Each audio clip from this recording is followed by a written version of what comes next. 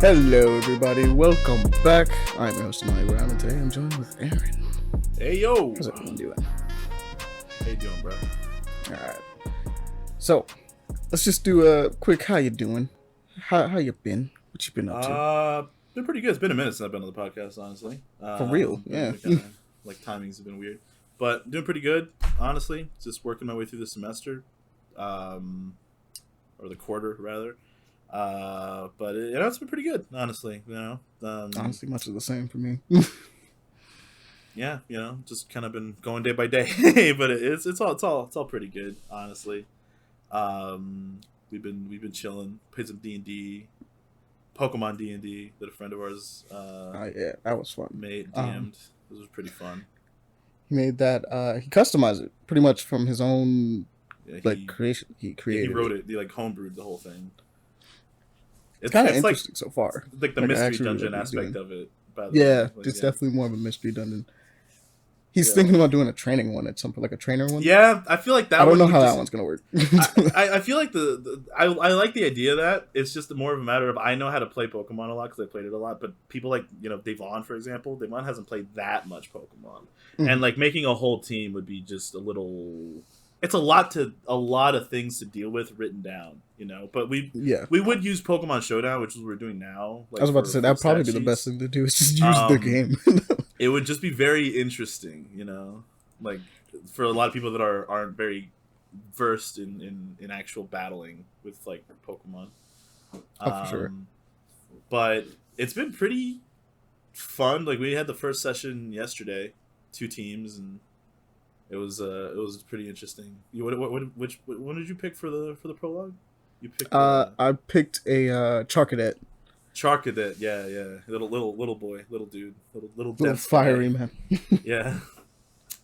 I gotta do something fun with it too. Yeah, your group was stacked as shit. Yeah, your group was way stacked. Yeah.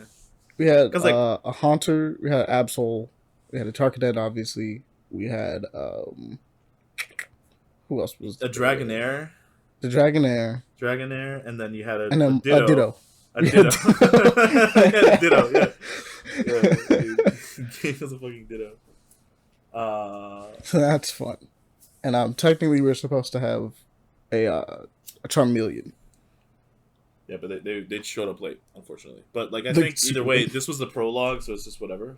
But like your group had that, and then my group was just a Flaffy, a Clodsire, and me, who was the Galarian Linoon. Like it was just the 3 of us. We were the little fucking scout team. A Flaffy with hands, mind you. Bro, Flaffy got hands, alright? Flaffy got hands. I thought like I was kind of making my character. Your Galarian Linoon already looks like a crackhead, the tongue. So I was like, I made him haste and I went full speed and like attack, so I'm the fastest. I think I'm the fastest one on the team, I think, overall, by far. But like a Clodsire, not the fastest fucking thing, let me tell you. Not fast at all. Let me tell you something about Clodsire. He weighs like almost 700 fucking pounds. That's a massive fucking Pokemon. It's on the scout team.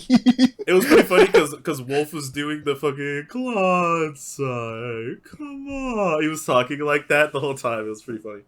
But we showed up and like 2 Golbats showed up, right? And I attacked first. So I fucking beat the shit out of one of them.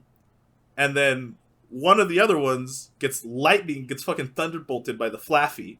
And it hits the fucking ground. Like I'm talking, she got a 10 on this fucking roll, bro. She paralyzed this fucking Golbat off rip. Just hits the fucking ground. And this man is on the ground convulsing for like a solid like couple minutes. Right? And then fucking I hit the other one. He falls. I go use the bathroom. I'm like, I come back and I'm like, I'm assuming we'll probably be finishing up the fight. Nope, the fight's over. She fucking killed one of them. Fucking Flaffy kills one of the fucking Golbats. Just executes the motherfucker. And then Clodsire, the psychopath that he truly is, he walks up to the one that's on the ground convulsing and screaming. And slowly lowers himself on top of it and crushes him with his girth. And I quote from the person that did it. Just crushes him beneath the girth of Clodsire. It's just like, wow.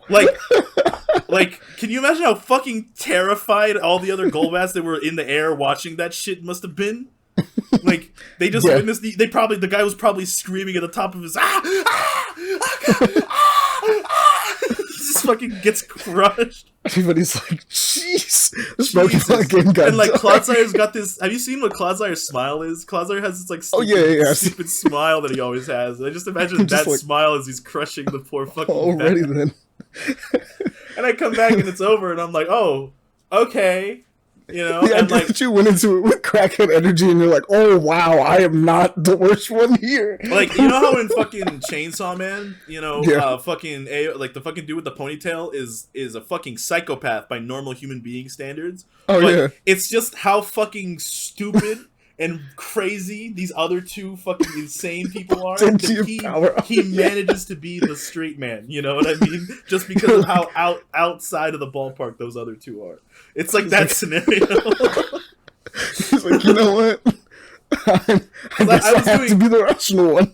I was doing fury swipes on motherfuckers, so I was leaping on this bat like like fucking scratching the shit out of him, and I'm like, yeah. And I see that, and I'm like, oh my god, these are like actual psychopaths. Holy shit.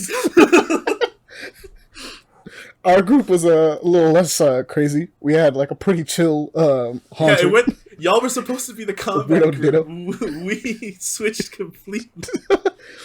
I think honestly, I think the most bombastic one is probably my my Cinder.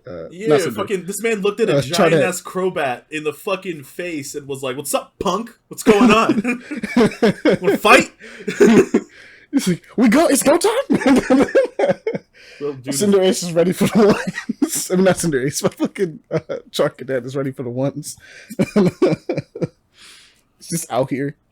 And then I punched one of the Golbats as well. I just decked it. I was like, what if I just punched it? I was like, you just want to run up to it? Because like the way that he's doing it is like kind of cool because it's like, yeah, you can like regular attacks that like realistically, a Pokemon that has a mouth can bite you. You shouldn't have to learn bite. Sense. You know, like there's no reason to learn bite if it can already just bite you. So like, you know, if anything your Pokemon can realistically do, he'll just allow you to do if you can explain it logically, which I like. You know, yeah, very nice, very But you do have to select your moves though. Just not the normal ones, like not certain normal ones. We have to select our actual moves. We actually created like a whole ass little character, kind of like with Pokemon Showdown, like you IVs and all that stuff, you know, for level, but. It's kind of interesting. This is like a prologue thing, so we'll probably be talking about this more later. Like Devon and Pele are here, however, because we were playing with them too. Because we're just totally trying to help him create. Devon, for those wondering, is a haunter, and Pele was. What was Pele? Fuck. Pele was the Absol. Pele was the no. Wait, wasn't that? No, Danny's the Dragonair. Pele was the Absol. Yeah. Pele was the Absol. Yeah. Pele was the Absol. But this was like a prologue thing. It was also kind of a beta test because he's got a few things he's trying to that he realized he hadn't figured out fully. He's pretty much got them, but like there was a few things that was a little unorganized. But I feel like it's his first time DMing. But it was pretty fun overall. Like it was. It was a great time for a first run homebrew. It was really fun, and ran into very little problems. Was well thought out. You know. Yeah, he adapted pretty well because I think he wasn't expecting like. We had a fucking earthquake off with fucking a Boldor and a fucking Kalamanka, which is this big fucking like square fucking fuck. I hate that bastard. Yeah. Psychopath.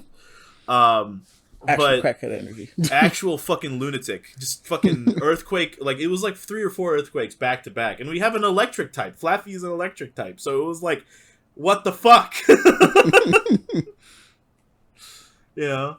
But you know, we had it was very fun, so I'm very excited. And then once we do the full run, we actually have to start as like first evolution Pokemon. Right now, we got to pick a middle evolution at least, you know. Yeah. But like starting off as mine only has 2, so I gotta be a baby. But I already know. I already know who I'm being. I think Amani, you're gonna. Have you decided who you're gonna go for the full one? I wanted to do an Alolan Marowak, but which was weird because I thought Gabe had took it during this one. No. And then it turns out that he didn't even take it, so I'm even weirded out by it. But I wanted to be. I thought you were gonna do Cyndaquil or. I was thinking Cyndaquil. I thought about Cyndaquil. I thought about Cyndaquil, but I also wanted to do something that wasn't fire, because knowing he who shall not be named, he's gonna be a basic bitch Charmander. He's gonna be fucking Charmander immediately. And it's not even to talk junk about Charmander, but like, wow, it's a basic choice. I will never talk junk about Charmander. Charmander's awesome. I won't talk junk about Charmander or Charmeleon. Okay. Fuck Charizard though. That's fair. I'll allow it. Okay. Charmeleon, Charmander, I get it. I understand. But fuck Charizard. This is gonna. I don't care if it pisses anybody off. He's like, I'm tired. He's like, I'm tired out here. I'm tired of him. I'm tired of fucking Pikachu. I love Pikachu. Inferior rat. Just mad because he doesn't want to evolve into Raichu. Mad that Raichu's just infinitely better, and fucking Pikachu's the one that gets marketed so fucking much. Well, not anymore. I mean, wait. Well, technically there is a Captain Pikachu in that new show, but like he's There's always a Pikachu X thing. Like fucking Pokken came out, Pikalucha. You know, like every Pika time. Libre is awesome. Pika Libre was dope as shit. I'm not gonna lie. But it's just another Pikachu at the end of the day, man. Like, they made a Alolan Raichu, and that was it. I was like, oh, that's my boy. That's my boy right there. Fuck yes. We will never see a Alolan Raichu again, unfortunately. Not really, unless they go back to that region. Man, just be surfing, bro. He do be surfing. I really hope they do go back at some point in the future. Well, not soon, but at some point in the future, and just do those versions again. Like, they deserve to exist again, I feel, because some of them are bangers. Yeah, it's kind of like it's interesting if they do like a huge game or something, maybe. Or like, but I don't know, like do something that allows it to kind of evolve into that. Yeah, like just be like, hey, yeah, if you like, give it like an Alolan crystal, they're starting to get the idea for it. That regional variances probably was the best thing that they created, and they're starting to make more for regional variances for different Pokemon. Mm. And I'm like, good, there you go. You figured it out, Game Freak. Something that's good that isn't super annoying, you know. Because now you can rework certain Pokemon, make them really interesting. Now you can make them really cool. Crazy stuff with them. Like, hey, look at fucking not Galarian, whatever it is, that version of Typhlosion that looks so much fucking better than regular Typhlosion. Which, look, man, I like that evolution line, but Typhlosion's kind of like a weird letdown for me when I look at his final evolution. I kind of want to see now. I'm trying to remember. Because I can't remember. It's, hold up. Give me a second. Let me pull them up. Sorry about this, people. Give me a second. It is motherfucking Hisuian Typhlosion. Hisuian.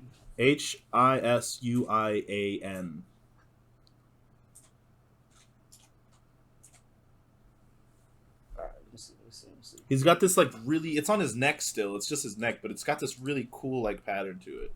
Oh yeah, no, I think I remember this one now. This one looks like he's vibing. This is a cool version. Yeah, he also looks like he's vibing. He looks like he's high as fuck, but it's also he looks like he's a shaman, like a shaman version of it. Like he looks really dope. Because I always thought like Typhlosion's evolution, like the Typhlosion, like that final one looked really not good compared to Quilava and Cyndaquil. Like especially the fire part in the back. Yeah, like, it's like a fire mane that he kind of gets. I thought it'd be cool. Like it would have been cooler if he kept the hair like on his head, you know, as like a mohawk or something, or like maybe like the little fire orbs too. Like the quills went down his whole back or something. I don't know, but you know, those are pretty good. I've been playing Scarlet, so I've actually been like playing a lot of Pokemon recently.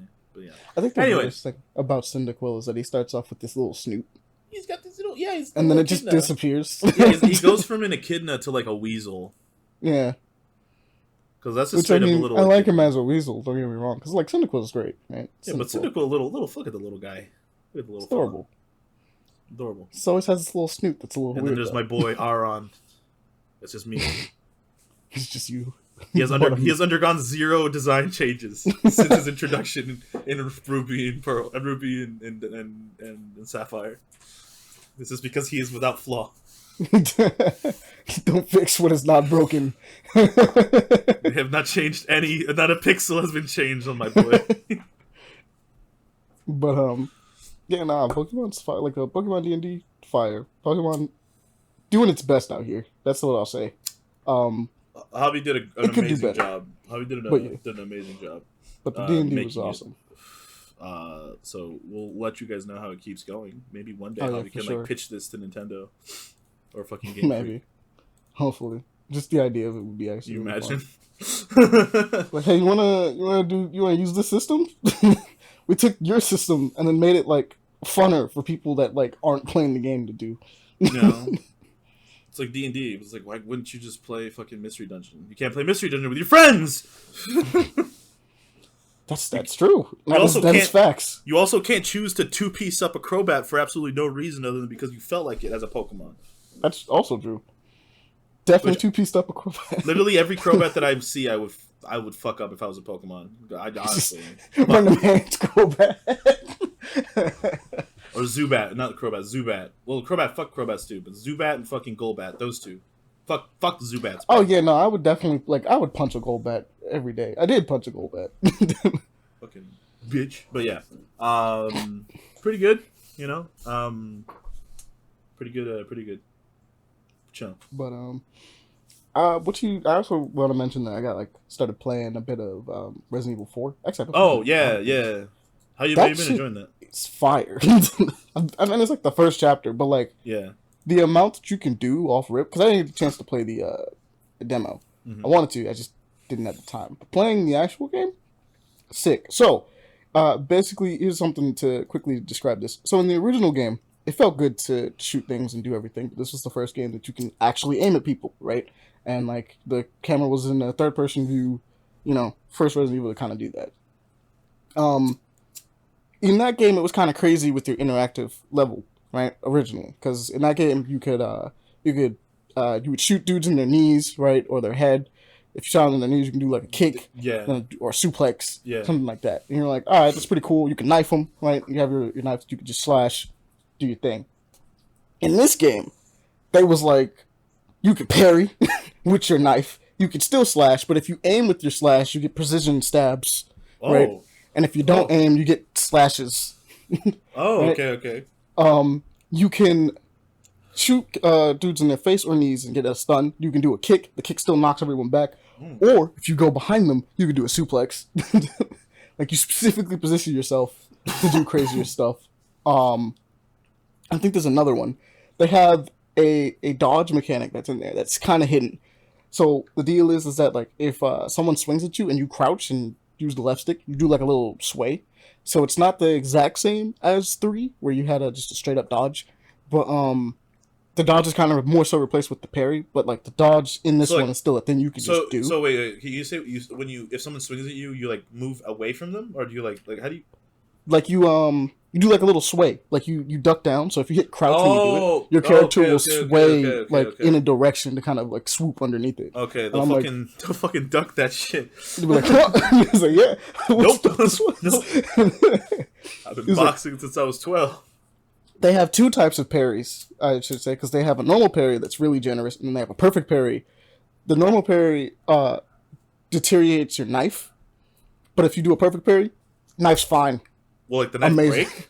Yeah, your knife can deteriorate and break, but you have your basic knife, his own knife, his original knife. Uh-huh. They even say, fun fact, it's his original knife from RE2.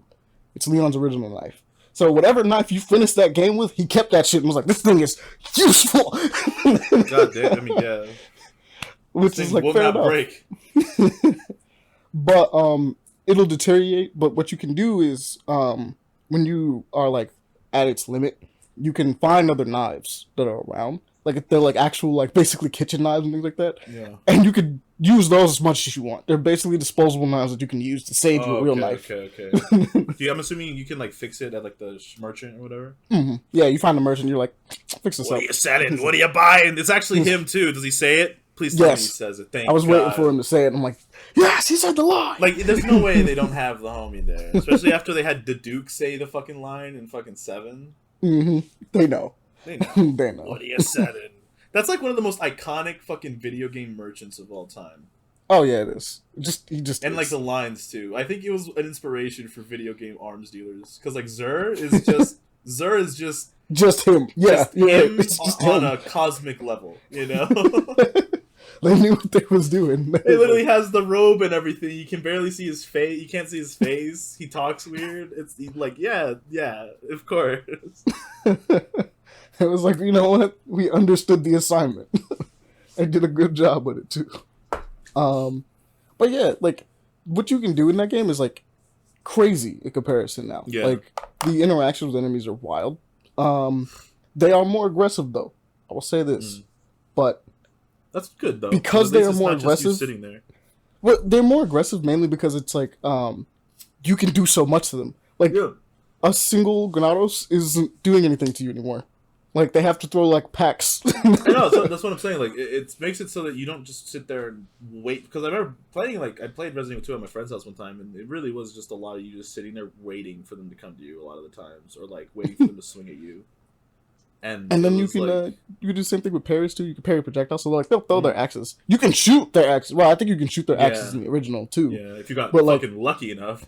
Yeah, but the idea is because like someone threw a stick of dynamite, and I immediately shot that bitch out of the air. Like I just saw him like pop. I was like, and killed him instantly. I'm like, that's how you do it. Right. that's how you do it. I am Leon fucking Kennedy. Go fuck yourself. I was like, get wrecked, kid. Didn't even stand a chance. That stuff, doing stuff like that in this game is fun, and it's the idea that you have so much freedom, along with the idea that like one of the costumes, for instance, is like basically a Devil May Cry character, which is ironic because Devil May Cry was the original version of Resident Evil 4. Like they was trying to make it and was like, this is turning into something else. We'll make it something else. But in this one, it's like I wanted to start the game with that costume and decided not to because I was like, let me get good, then I could style, then I could look stylish. Let me get that skill so that I can actually represent the skin properly. But like I was looking at it, being like, you're not doing a crotch grab, like doing the Michael Jackson pose while shooting the gun. It's just not. It's not it. It's not it. You got to do it. But that's also been really fun. I continue messing around with Dead Link. Dead Link's kind of cool. That was the Cyberpunk first person roguelike. That we is also in early access right now. We've also been playing Sanctum 2. We've been playing some. We have. The game's Sanctum old. 2 has been a By fun the time. way, again, shout out to Coffee Stain Studio. Pumping out bangers since 2013.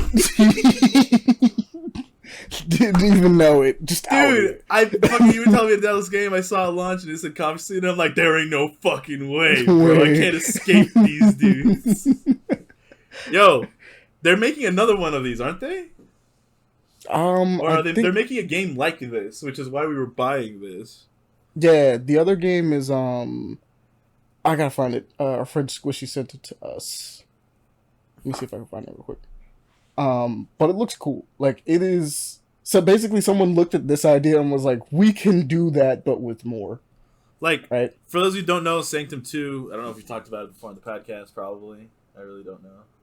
No, we have not. But it's a freeform tower defense game that's also an FPS shooter.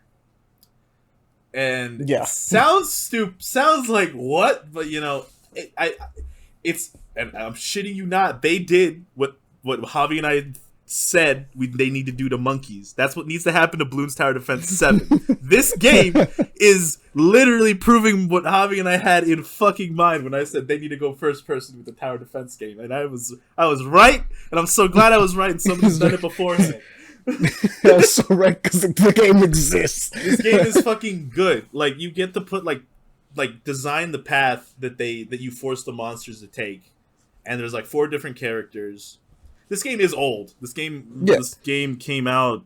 When did it come out? When did it get published? Let me check on the store page real fast. I think it's 2015. May 15th, 2013. Published and developed by Coffee Stain Studios. The Goats. The Goats.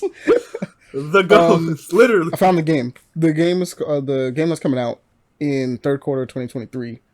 Which I guess that's great that it has a quarter instead of a release date. Outpost Infinite Siege. And it's tower defense. It's a first-person tower defense game, like we were saying, with a lot of customization. But it also has elements of strategy RPGs in general. More so, it's real-time strategy. It's something else. I gotta look at it again. Where is it? don't play anything. Oh yeah, yeah. Literally, it says this game is about it's a TD, a tower defense, first person shooter, and an RTS all at the same time. And I was like, yeah, that's a lot. Like, It looks good though, but I'm it's not a even lot. gonna lie. This when I was thinking, I'm like, I hope the FPS mechanics aren't like too like shoved in. It actually makes so much sense once you start playing it. I was like, oh, I understand. And it's actually not easy. Like, it's actually kind of crazy. It gets No. pretty wild. And They like, both games are designed for this too. and It's nuts. it's from 2013, and it doesn't look that bad. Like graphics wise, for a game from 2013, it doesn't look bad. You know, looks pretty all right. It holds up. You know, it holds up pretty well. It moves and shoots very well. Like the movement and shooting definitely. The only thing that doesn't hold up, I think, is that left control is, I believe, aim. Because right click is your secondary fire. Oh yeah. Because you have PC controls. I think, you know, on PC, that's the only thing that like doesn't feel great, is having to hit control to aim. But That's fair. honestly, I got used to it from playing it after a while, and it's not bad. It's just weird, you know. But it is an old game. But That's the true. co-op definitely goes hard. The co-op goes. Oh really yeah, hard. there are still people playing this game, by the way. If you want Oh, to yeah. get on, it was on for But like $2, and we had people. the joining us, and we were reviews like, "What?" are not from that long ago. There's a lot of reviews that are pretty recently, and it's overwhelmingly positive. A bunch of them are just Sanctum 3. When? When are we getting that? Please tell It's been a me. couple of years, Coffee Stain. That's all I'm saying, bro. Y'all been releasing banger after banger after banger. You got to continue, and Sanctum 3 might be the play. You know, shit. It might. People want it. The people have spoken. People speak. You know, it's been Good amount of 20, years. 20 years. My brain legit forgot that it was 2023. It's been not 20, Yeah, 10 years. it's Sorry, 10 10 years. years. I read 2003 for a second. It's been 10 Yeah, no. years. 10 years. 10 years since the game came out. 10 years, you know? Sanctum 3, pretty good time for a release. Y'all Come had back. Valheim. Y'all had Valheim, you know?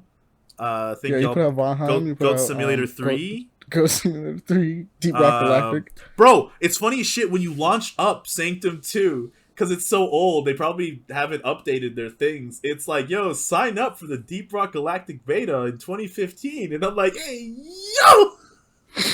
There was a beta for that. You know? And I was like, holy shit. That's from 2013 to 2015. That means this game had that lifespan of 2 years, right? And people were probably playing it, and then they had the Deep Rock thing. Like, that's crazy, dude. Sanctum 2, they know how to make some good co-op games, bro. Honestly, pretty fun game. Definitely recommend. Genuinely. It was on sale for very cheap. So help yourself. So help By yourself. all means. Go And check that out. Yeah. Also, Amani, you haven't been playing Sons of the Forest, but I've been playing Sons of the Oh, Forest yeah. quite a bit with the rest of the squad, playing it quite a lot.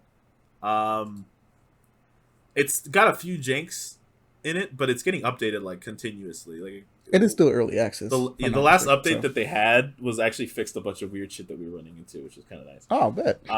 But it's definitely like it's an improvement. There are some things that are missing, but I feel like with the early access, they're just gonna add them as they keep going, because there's a few things that were in the first game that aren't yet added here, but I think they're confirmed. Okay. They're going to.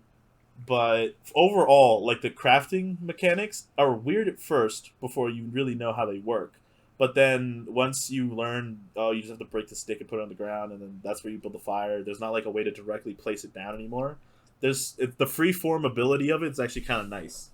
Because like we built a fucking great wall across this area so that nothing could crawl over like this land bridge.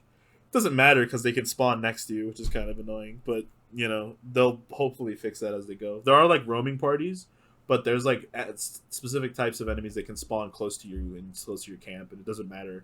You have to have like walls up close to you. But making a house is like freeform is really fun. Like I made a whole ass cabin for Devon and I. Okay. It took so many trees, dude. I gentrified a fucking area. It is gone. And like Joyce and I want to build a church because in the first one you could build like this really big ass church you could find the plans for, and it Yeah. took like 120 some logs. It was like a ridiculous fucking amount, I think. And we can freeform build, so I'm like, oh, we could plot one out and like freeform build like an actual church. It would take so much wood, but there's this whole like But kind we of could do peninsula it. that we have that we took over. So it's like the idea is this whole peninsula is going to be like our town. This is where we're going to build our city, and like it's like yeah, we can just cut down all of these motherfucking trees. But right now the trees don't regrow, which is something people are begging them to add. Which I hope please add it. Oh yeah, I kind of hope they do too. Please that's add regrowing pretty nice. trees because it was nice in the first game because they would eventually regrow if you left a stump. But you know, now it's like I want to remove the stumps because they don't regrow, but I don't just in case they in a future update do add it and it does come back. So it's kind of like I don't know what to do, but it's kind of annoying to just have stumps everywhere, and then have the I'll trees. say leave the stump for now, and Yeah. then just in case they add it, and if it doesn't seem like they add it anytime soon, or then you can start like, moving. They added like a bunch of different types of like regular like cannibal dudes that walk around, and there's one of them that like they're like the bosses. They have like these big golden masks on them, and like at first there was like one of them walking around, and it was like okay, and then there was like one of them walking around with like three guys walking around him, okay, and then there was like two of them, and it's like one time that became a problem. we were like walking in camp and like we were just cooking, and then I just turned slightly to my left and I see this dude running out from the fucking forest with a club running, I think at Javi, and I am like, oh my god, and he fucking, because when they hit you they send you fucking flying, so it's like ridiculous how much they hurt you, and we were like, okay, that was crazy, we killed these dudes though, it's fine. Then there's these dudes that are called like Titans or something, and they're like these big ass red dudes that are like fat and like giant, and like they're literally kind of like Titans from Attack on Titan, but they'll like they'll like yeet themselves at you and shit like that, and like throw themselves and headbutt you, and they'll smash you on the ground and stuff like that, and like they do ridiculous amounts of damage, and they move around so much more than you would think a big dude like that would be moving around, and they're so annoying to kill because they take so much damage, and they'll pretend to fucking die.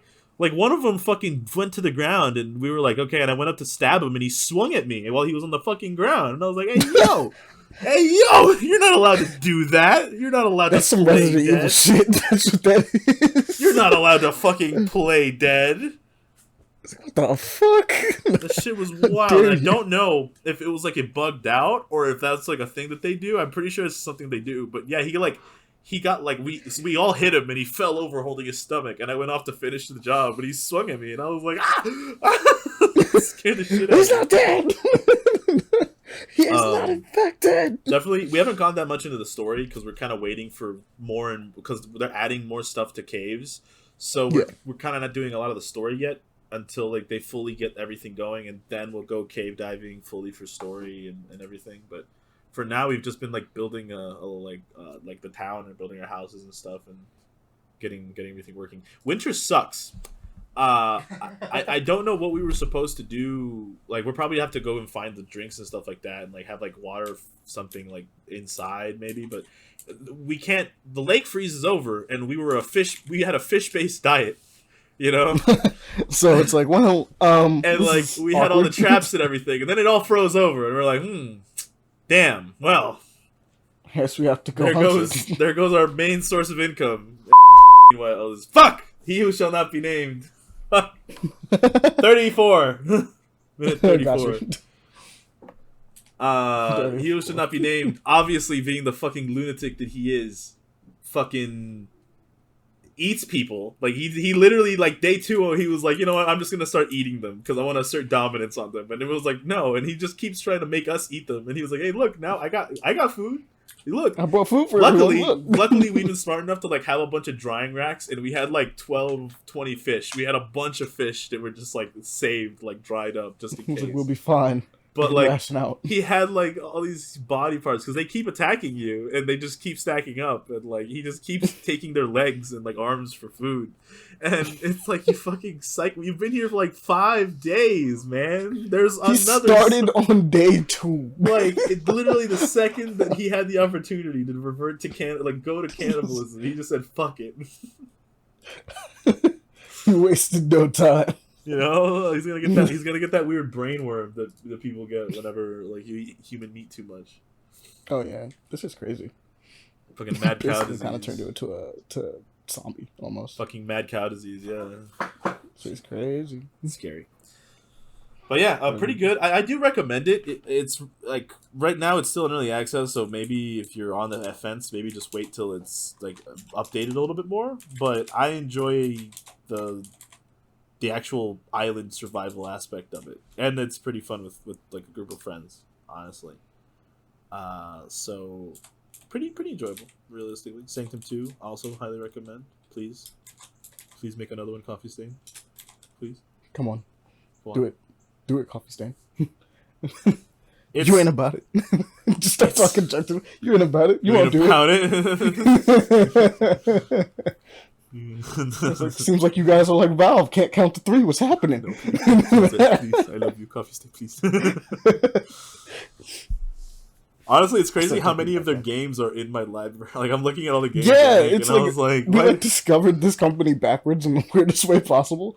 Like, Yeah. I've looked at Sanctum 2 for like a long time. It was one of the games I wanted on PS3 for like a while, but I just never picked it up. And I knew it existed, I just never picked it up. And I was like, oh, it sucks. And for us to come back around like years later and be like, almost 10 years later, and be like, you know what, we're gonna play Sanctum 2. Oh, it's by the studio that we like. We should have been on this. Oh, wait, they also make songs of fucking Conquest? Yo! Coffee Stain out here making I everything didn't know they Aaron made... loves. that Songs of Conquest is a fucking dope-ass strategy game. Okay, bet. Hey, people. If anybody watches Seth, they fucking know what I'm talking about. But damn, they make Midnight Ghost Hunt too. And they make Satisfactory? Wait, are you shitting me? They make Satisfactory? I actually didn't know that. They make Hunt Coffee Down? Stain is out here. Oh, they're making Hunt Down. That's the game that releases... That's a side-scroller shoot 'em up. Interesting. Pixel... Okay. Wow. Alright. I didn't know they were this goated. Honestly. Also, might as well add this in too. Some of us also went to see John Wick. Yeah, chapter I 4. know I need to see it. You need to see it. You I know I need to see it. But there will be a spoiler cast for that at the end of this episode. But automatic recommends off date, just to keep in mind. Great movie. Freaking sick movie. Go look at it. It's amazing. I've heard very good things so far. It's good. It's good. It's a fun ride. Like, that's the best way I can possibly. It's weird to be like, I don't want to spoil a John Wick movie, but I don't want to spoil John Wick. Okay, like, that's good though. Like at all Yeah. to that spoiler cast, because that's what it kind of is. It's like there's some cool stuff that happens, and that's like, nah, you just gotta see it. Oh, I'm glad it's doing something, because I'm glad it's not getting stale. It's always the best. Oh yeah, for sure. Such a cool universe in general, honestly, with the way they've done everything. But I think that'll do it for like our weeks and stuff like that, like what we've been messing around with. So we're gonna do like a quick little scan over for the news. Pretty much we're just gonna mention whatever floats our fancy on this one. So this is gonna be a shorter episode. Yeah, there's a like, I guess starting from the top, we have the Dead by Daylight prequel comic book. There's a trailer for it. I really did not know that they were going to make a comic book for it, but it's kind of nice to get a little bit more lore for people. I don't know who's getting lore. Hopefully it's more than just... It looks like Legion. I know Legion. Oh, they're doing multiple ones. That makes sense. Sorry. I know Legion's getting one of them, because Legion's kind of weird. Legion took me so long to fucking understand as a fucking killer. Yeah, it takes a second. Yeah. I was like, But what do you fun. mean it's different people? And I was like, oh, there's just like, okay. It's pretty interesting. It's basically Scream, right? Yeah. It's Yeah. Scream. And then we also have the Diablo. You have the Diablo, which you have been playing. which actually. I have been playing actually. Yeah, I was gonna mention it here because it made a little bit more sense. But I've been playing that a little bit with Javi for the last couple of days. I've been playing the Druid. Pretty good. I feel like since it's a beta, you kind of, to get to the like, really good stuff, you have to rush through the beginning game, and try to get to the stuff ahead. So you kind of maybe don't get as much of an appreciation for some of the classes like abilities that might be late game. But overall, like Makes I'm sense. enjoying the druid. I like the aesthetic they chose because they didn't go for like a super like twinky, skinny, elf looking, nature druid. These are like massive.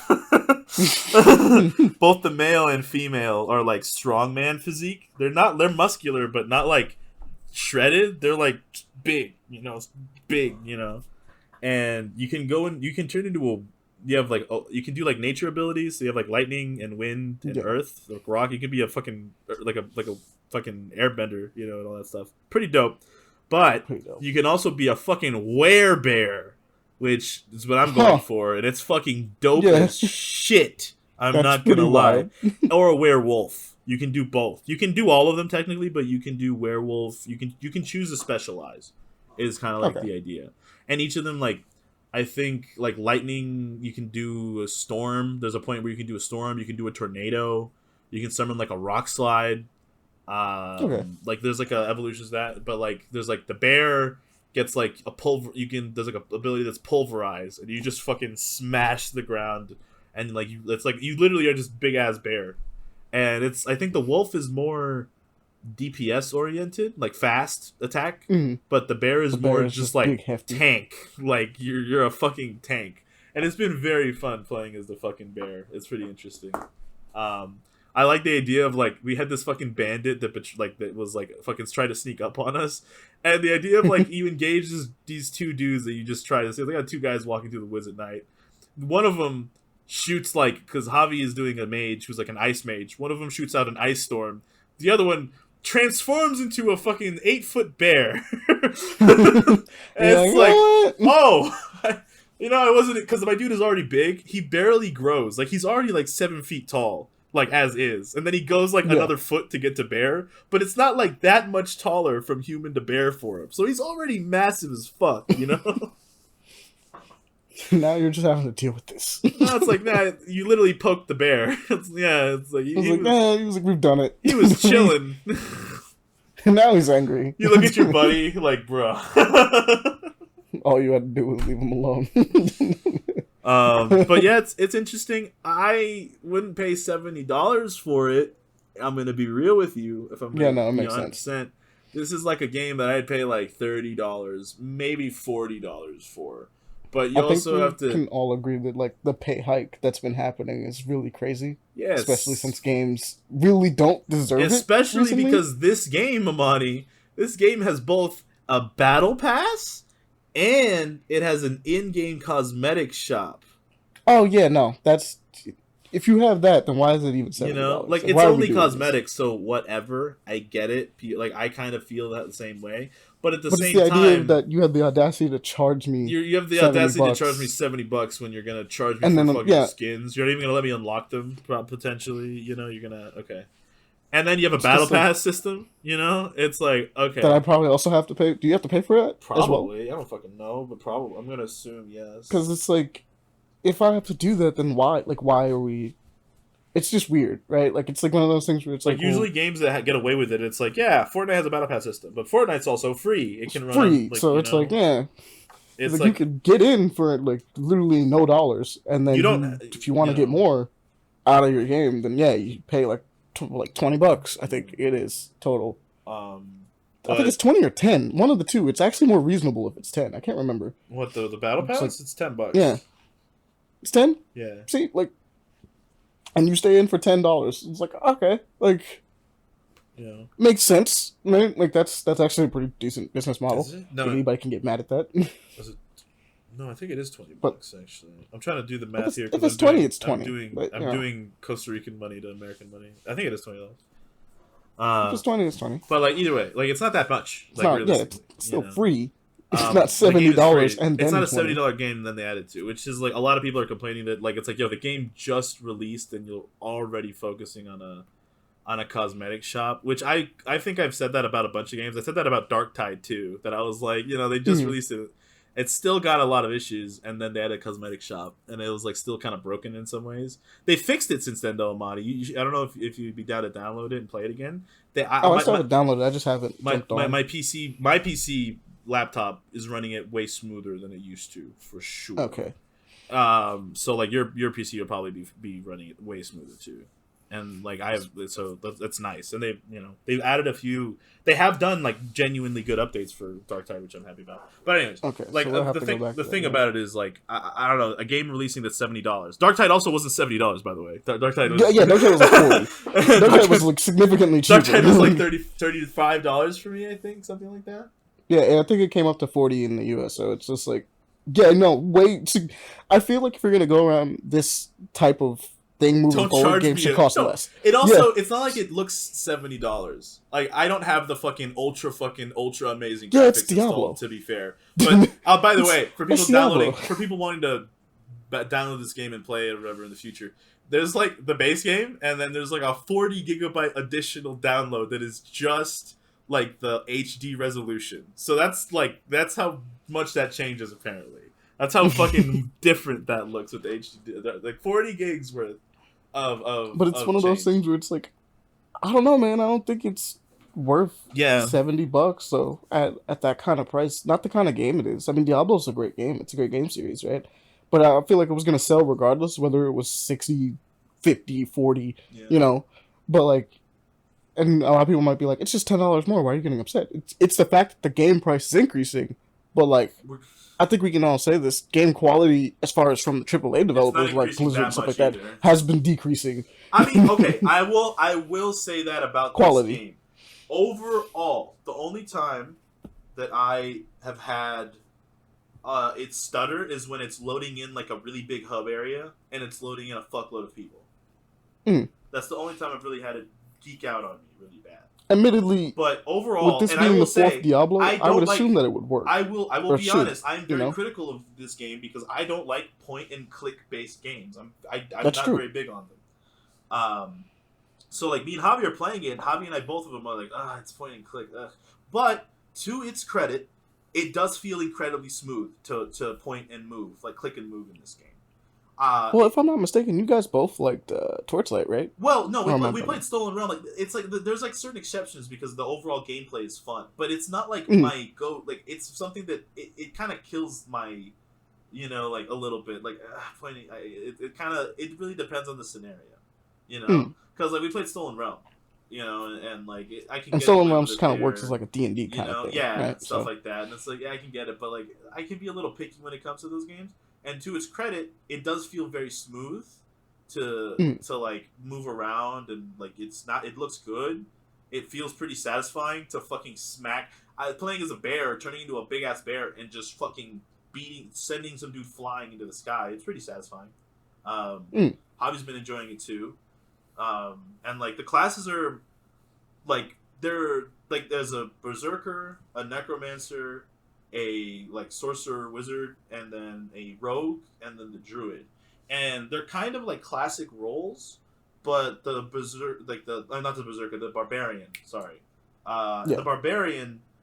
It's not like a simple warrior. Their whole thing is chaining weapons together, which is why I think it doesn't do that well early, like right now. Oh shit! Sorry, I almost knocked my mic over. I think the reason people aren't really enjoying that one that much right now is because you have to get really good weapons to chain attacks together. Like you get a weapon and you assign that to an ability, and then that weapon is used for that ability, and then you get buffs for switching weapons. That's like the idea of the character. So right now, since you're probably like early game not getting very many good weapons, it's probably just not as impressive and good. But the idea of like, you chain your attacks by attacking like a different attack each time, so that way you switch weapons constantly is cool. Yeah. Like that's really interesting. You're like a walking arsenal, and I like the druid, as I said, really cool, interesting.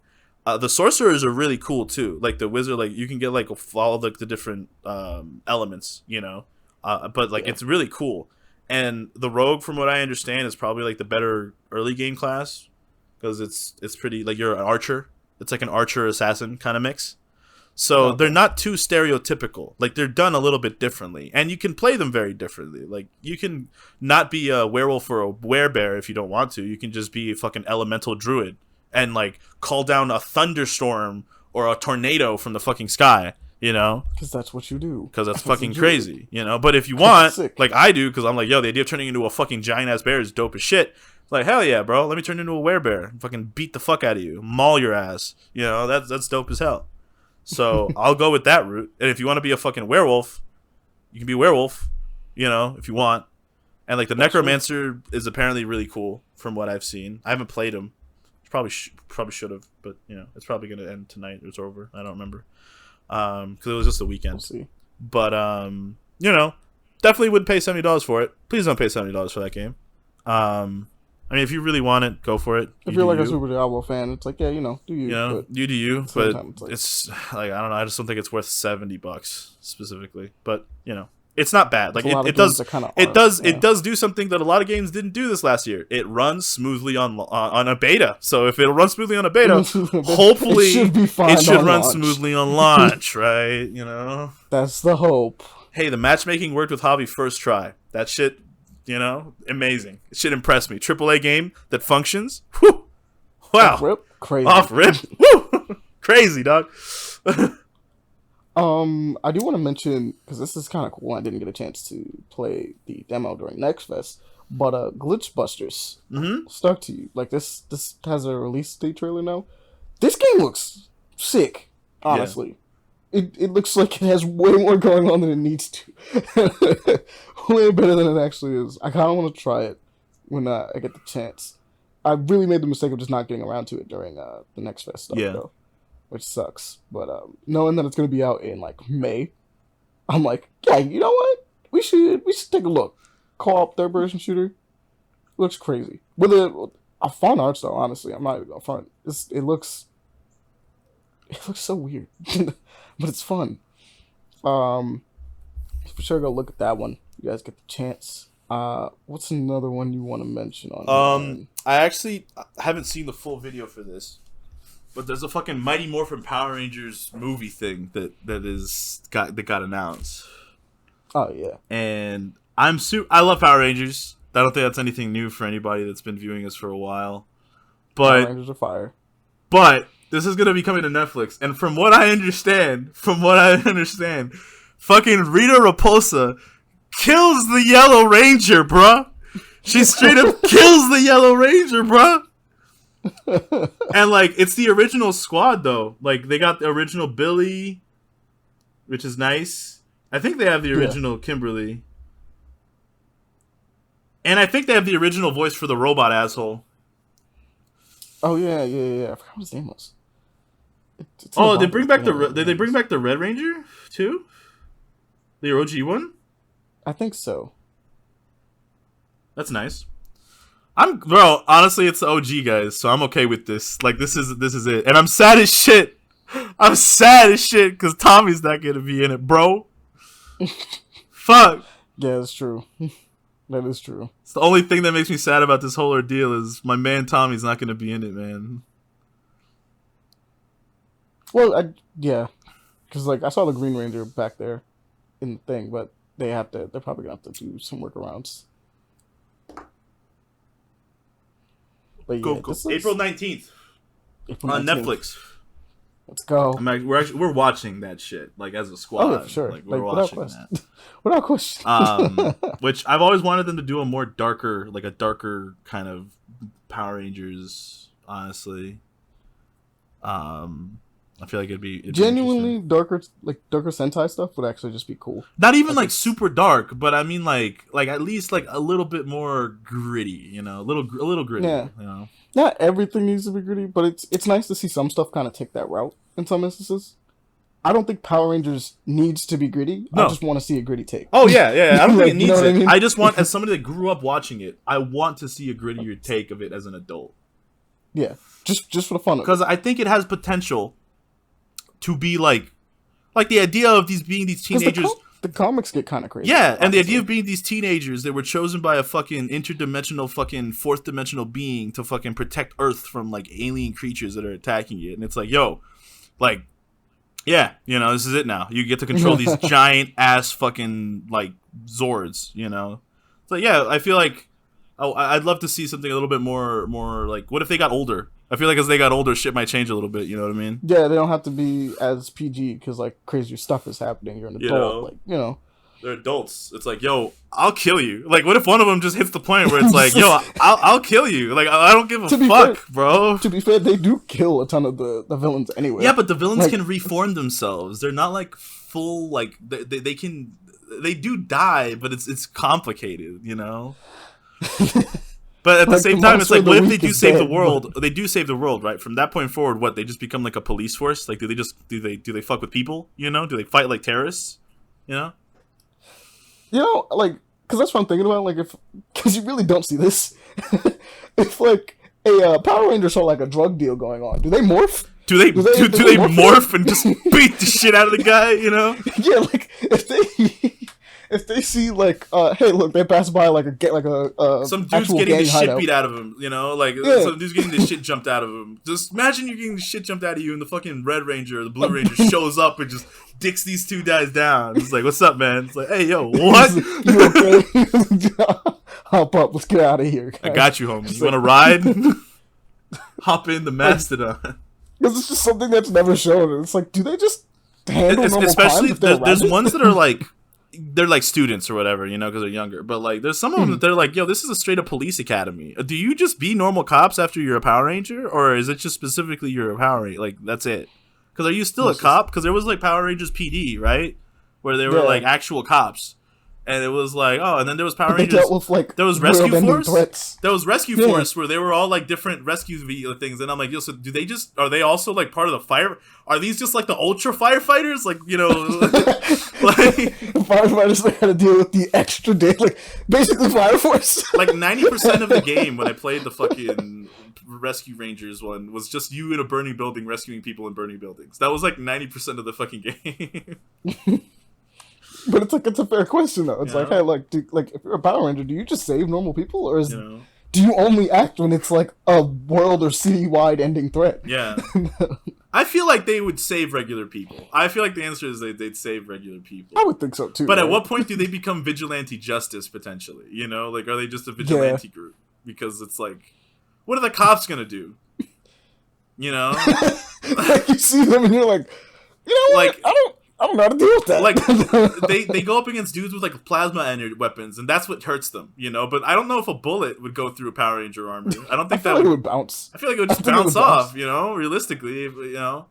And like they can jump like 50 feet in the air and shit like that, and all this. It's like they're like legit superhumans with like robots that are ginormous as fuck running around. It's like, what would you do as a police force? Also, where the fuck, like, some of them just pop out of nowhere. It always makes me laugh because a couple of them don't even like pop out of anywhere. They just appear out of nowhere sometimes, and it's like, yo, interesting. Where the fuck were you? It's like, you weren't here. How did you get here? You have tunnels underneath the earth? Like, what's happening? But pretty good. April 19th. I'm gonna write it down on my schedule because holy fuck, that was fucking funny. All right. So, of course, we got to talk about this because it's going to be crazy. So, we are getting a new Teenage Mutant Ninja Turtles video game. You were going to talk about that. But it is inspired by the last Ronin comic series, which is sick, so, you know, we can play as that one. I didn't know that was Mikey. Yeah. I assumed it was Raph, because I feel like he would be the one that would have to go through the pain of losing all of his fucking brothers, but it being Mikey makes it so much worse. He's the youngest brother. And it's going to be inspired by God of War. It's going to be a God of War style video game. Bro, and I'm looking at it going like, yes. A brutal, like, can we get a truly brutal, like, Teenage Mutant Ninja Turtles game? Because, like, I'm thinking that's what this one's going to be. Like, OG comics, bro. Like, OG TMNT comics, where they were little fucking beat the shit out of people. Little did most people know, the OG Ninja Turtles was dark as shit. They were dark as fuck. Reason. And Last Ronin was a super dark-ass comic they wrote. Yeah. But, like, yeah, the Ninja Turtles was dark as fuck, man. They were meant to be, like spoofs of Daredevil in a lot of cases. Yeah. Daredevil was a super dark comic for, like, a long period of time. It actually continued because it's a super dark show. Like, it's just dark.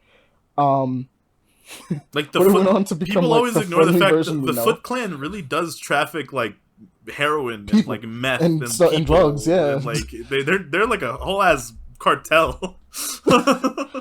McLean is our problem. Um, but yeah, the last Ronin looks like it's gonna be fun. I honestly, genuinely, the thing I'm excited about is like more games using God of War style combat. I don't want it to become a thing for every game, obviously, but that's good gameplay, right? I'm not gonna pretend like it's not good gameplay. It's good gameplay.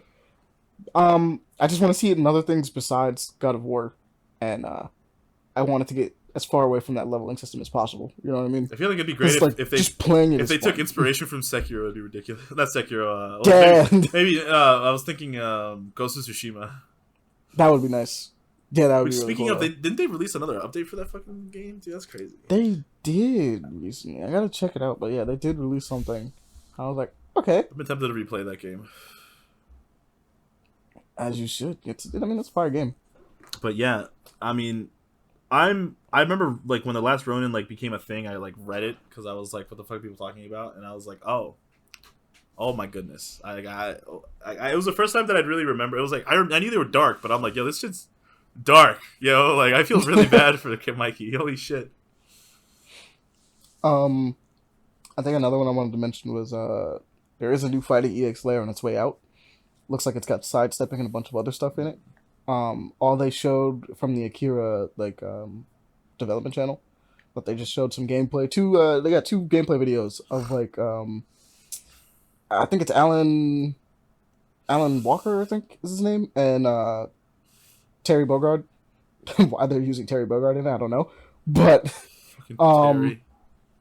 they're just fighting against each other, essentially. Yeah. But like you get to see some of the new mechanics that's happening. So it looks like it's doing more Street Fighter EX stuff as opposed to just it's like more of the like Tekken kind of movement a little bit with it. It looks good. It looks good. Fighting EX Layer is one of those games I like, but it seems like people just don't really talk about. Yeah. So it's kind of nice to see that they're making another one though. What's another one we can mention real quick? I want to mention fucking Lego 2K Drive. Yeah, you know what? Okay. And it's crazy. It's a massive open world driving adventure. I think it's going to be online from what I understand, but you can like build your own like Lego car, like apparently, and it's like an open world racing game. It'll probably be better than The Crew. I guarantee you. Oh, probably. But it's been everywhere. I've seen it everywhere, and like it looks stupid as fuck, but in a good way. I hope you don't take that as an insult. It just is a silly fucking. There's a dude driving a fucking chicken car, you know, and then it turns into a boat though, and that the driving does look kind of nice. I'm not gonna lie. Kind of sick. Kind of nice looking. And I don't know how online's gonna work. I'm assuming you can just do races online with people, or you can like do open world racing. I'm not sure. I would hope so, right? But if you can make tracks in this game, people are going to make some redonkulous shit probably.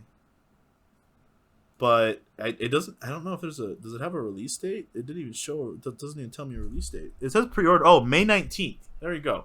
Comes out May 19th. Wow, that's like not that long from now. That's crazy. That's the day before my mom's birthday. Oh, bet. Yeah. But yeah, if you're somebody that likes Lego like me, it's piqued my interest because it overlaps with my like of driving. But like, I don't like most racing games. It's more arcade style, so it works. You know, arcade racing games are fun. Interesting. So I wanted to mention that. Anything else you wanted to mention here? There was the Aliens Dark Descent game that's coming out. It looks interesting. Yeah. I like Alien, but it's a strategy game and like point to click. Should probably quickly mention that Solo Leveling has a trailer. Like it's getting anime. Yeah. It's coming out next winter.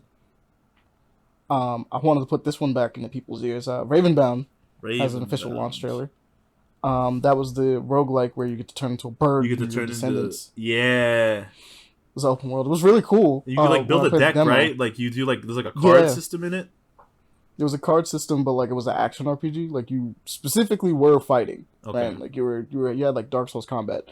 but like the way you build your character was like a card system. And it was Bro. cool. Which is part of the reason why I want to put it back in people's minds. Apparently, it's coming out. It's got its launch trailer. It looks crazy. Let me see when it's coming out. I'm trying to see the release date. March 30th. So like a couple days, literally a couple days. Yeah, that is very soon from now. Literally in 4 days, it'll be out. So yeah, by all means, it's coming to Steam right off the bat. You guys should look into that. Oh yeah, I did want to mention that Jujutsu Kaisen Season 2. Yes. The trailer was unveiled. I knew you was gonna My talk about that one. God, the animation looks sexy, hard. bro. I need to watch the movie. I haven't seen the movie. Oh yeah. The movie's fun. Like you can watch Season 2 without seeing the movie, but you should watch the movie. I need to watch. It's good. The movie. Though. I completely forgot that it came out.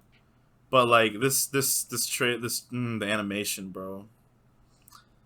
That would just be going hard for no reason for this series specifically. Like they're gonna go backwards in time, bro. I'm glad we're gonna get to see young Gojo a little bit. Young Gojo got the Riz, bro. Of course he does. He stay with the Riz. Man, he never got the lost Riz when he's older. He never lost the He's Riz. the Rizzler. I like the music too. I was really hyped for the music. I mean, I got the shades going. We also get to see I forgot what the main villain's name is. Yeah, this asshole. See him younger. Well, yeah. I can't remember his name. It's gonna bother me too, because he do be kind of important. But it just goes so hard. There's no reason. If you haven't been watching Jujutsu Kaisen, I feel it's like one of those sadness shows is where gonna it's happen like, this season. Oh yeah, for sure. Because it's showing the fallout between them, and that's some tragedy in its own. So it's like, damn. Also, we get to see them teaming up. It's like we get to see the thing that we usually don't get to see is we get to see Gojo. We get to see the people that we look at and go like, oh yeah, they already completed their thing. We get to see what they look like at their peak beforehand. Yeah. Because like Gojo right now, he's like relaxing. He beat the game. He's on New Game Plus. Yeah, he's literally doing the side quests right now as we speak. The dude already beat it. And he's like, I did. He's like, all right, now I gotta help this kid beat the game. So it's whatever. I'm an NPC now. I'm chilling. But the animation goes ridiculously hard.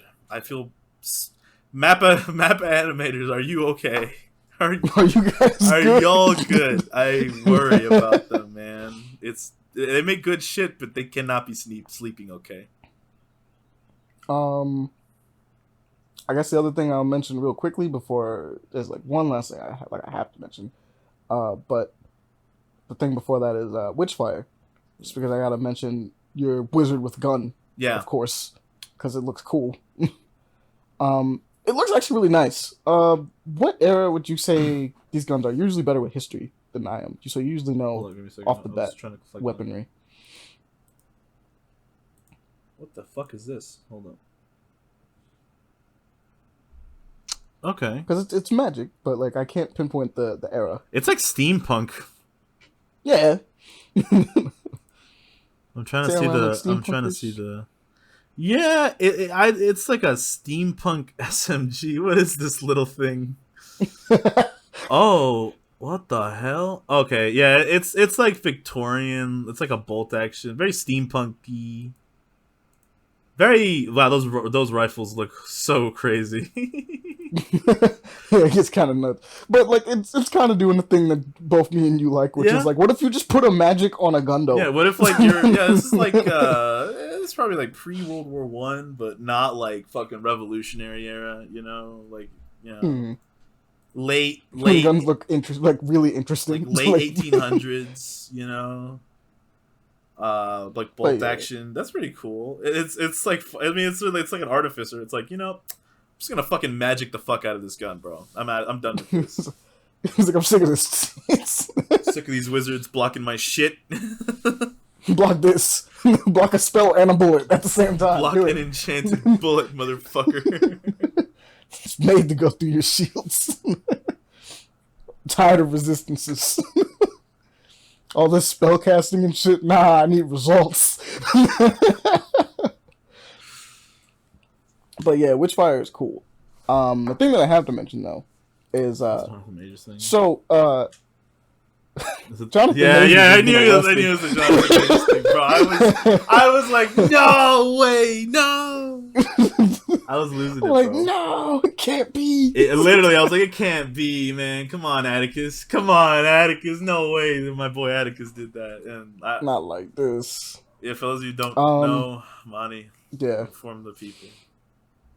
It's basically he was arrested under the assault of a woman. He's facing. I'm pretty sure he's facing like battery charges. Yes. Um, it's one of those things where it's like, why? Like you're doing so good right now. Like you're in the spotlight. Why did you do this? Like, come on, man. It is. We're gonna have to see how this plays. Like, as this continues to play out. Obviously, he has to go to the court system and everything like that. Everything has to go through. We'll see how Marvel and everything else he's involved with, because he's in a few things right now, decides to deal with that. Especially since yeah, like if it's he's playing Kang. it's also like if it like okay, like if from what I've seen, it's like the marks were if for anybody that's like triggered by this, it is like a assault that happened. Yeah, it is back to assault. But there was apparently strangulation marks, and like apparently it would have led to potential death. But it's not like fully like he's been arrested for it. He hasn't been convicted of it yet. Yeah. So like, we don't know. I don't know what the fuck's going on. But if it's Yeah. true, they need to fucking get there quick and cut him out. Like just be like, yo, do something, because they there's no way they can have an Ezra Miller situation where they allow a fucking lunatic to play one of their major fucking characters. You know, there's no way that I think they should allow that to happen. And if it is true, major just fuck. Like damn. Unfortunate. Truly, I'm like, damn, man. Like, a lot of it has to just it's yeah. I don't even know what to say. When I read that, out. I was like, oh, fuck. It does kind of suck. From like a movie standpoint, because genuinely, I do want to say this, like after watching Ant-Man and everything like that, and Loki, Jonathan Majors' portrayal, and that's we know here, like we are fans of him, but hearing this, it's like, man. I was a fan of his work. He was like, we're not okay. I was a fan of his work in Lovecraft Country. All right, Country, yeah. I don't know about him going doing this. Not gonna stand by him on this one. Again. This is obviously pretty fucked up. We were fans of him when we knew he was a decent person. That has changed. I mean, again, we don't know if he's been convicted, like if the conviction status or everything is. So I'd rather wait for everything to be said. We're not gonna condemn him. Realistically speaking, considering some of the evidence that's been put out there, it's like not very much in his favor. Yeah, it's not very. It's not a good look. We do not condone assault on anybody here at Paper Reaction. Anybody. No. All right, even people that are assholes. It's not okay to assault people. All right, just don't do that. Yeah, but I'm going to say this though. Genuinely, not really looking forward if he's all out, this pans out. Yeah, and he's out. Not looking forward to anything coming out. Take it away, like everything. He's a pretty good actor. He is. And I was looking forward to his portrayal of Kang. But if he's guilty of this, he should definitely be cast out. Oh yeah, no, he should be cast thrown out. in fucking jail if he almost killed this poor woman. Absolutely, there's no way he should ever be acting ever. It is completely warranted that he should no longer be playing or any of the roles he's about to be getting. But at the same time, I'm also looking at this just from like a fan perspective of like the stuff that he's. I'm thinking it as like somebody that works in Marvel and does this shit. Woke up this morning and was like, "Fuck!" We just made a whole plan. God, man. Damn it! We had a fucking multi-million-dollar contract, bunch of movies, and now like all of that falls apart. And they're like, now we gotta fucking go into PR and like dive in and make sure we don't look like the assholes, because people already don't like us that much because we're fucking Marvel, or fucking corporation. So like it's just this whole thing where it's like, and then they're looking at DC with Ezra Miller and they're like, fuck, we don't want what happened with that happened with them over there that happened here. We don't want that shit to go down. They can deal with that. We're not. Honestly, this might just require like a hard course correct. Like recasting makes sense, but I genuinely, um, don't really, just not really looking forward to anybody else they might put in the role. Yeah, because he, Even if it's a really, like, just not really looking forward to He's a it. good fucking actor. It pisses me He off. is. Fuck. Yeah. Fuck, man. Why do, like, fucking people that I, like, fuck? Why? Yeah, like, for what? Fuck. Why you It pisses me off, bro. But, it'd be like that. It is unfortunate, and, we will wait. God, I hope the person that was assaulted, I fucking hope they're okay. Yeah, God, same. That's the number one thing. I hope that, like, and also it would happen in New York, right. and New York takes strangulation very fucking Very seriously. seriously. It's not a joke in fucking New York. I don't know why it's not a joke. I think it should be taken seriously everywhere, but I think it just happens in New York more. I don't know. Whatever it is, whenever it does happen, they're like, I know games. it's like very. They take strangulation like very seriously because it can lead to like you can kill fucking somebody, very easily. Especially if you're the size. I don't know if anyone here knows what Jonathan Majors looks like. He's a big boy. Yeah, but he's big. Depends on that protein. That's a big individual. Big boy. If he's choking you out, there's no way you're getting out of that. Realistically speaking, and if you're a average sized woman, absolutely not. So I hope she's okay because choking somebody out, there's a lot of things that can happen. So, prayers out to her. Yes, for sure. The victim, more so than anything, are the prayers out there, and hopefully she's everything straight with her. Jonathan, it's not looking good for you, my guy. Sad to say it. But like we said, we'll wait for the story to play out. See how everything plays out. Maybe there's more to the story we don't know. So, we'll keep it like that for now. But it is something that needs to be noted. So it's like, well, there's that. Very unfortunate. But outside of that, I think that's it. I feel like that'd be it, honestly, from what we have here. All right. It's been nice to be on here. Nice to talk to everybody. As always. But we'll call it a day on this one. Enjoy the spoiler cast for John Wick 4. Hopefully I'll be next time I'm on the podcast. I'll have watched that.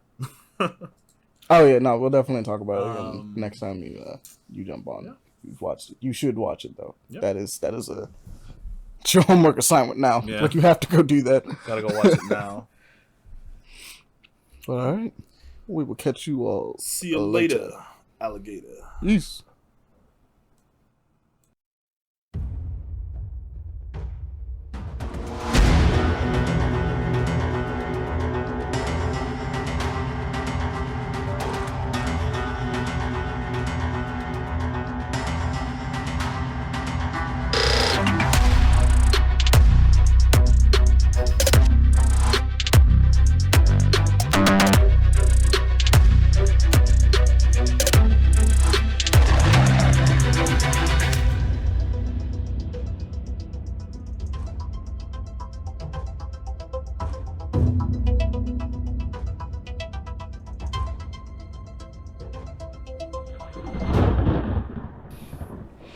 Hello, everybody. This is right after the show, if you're listening. So, obviously, we're going to have to talk about John Wick Chapter 4, because that movie was wild.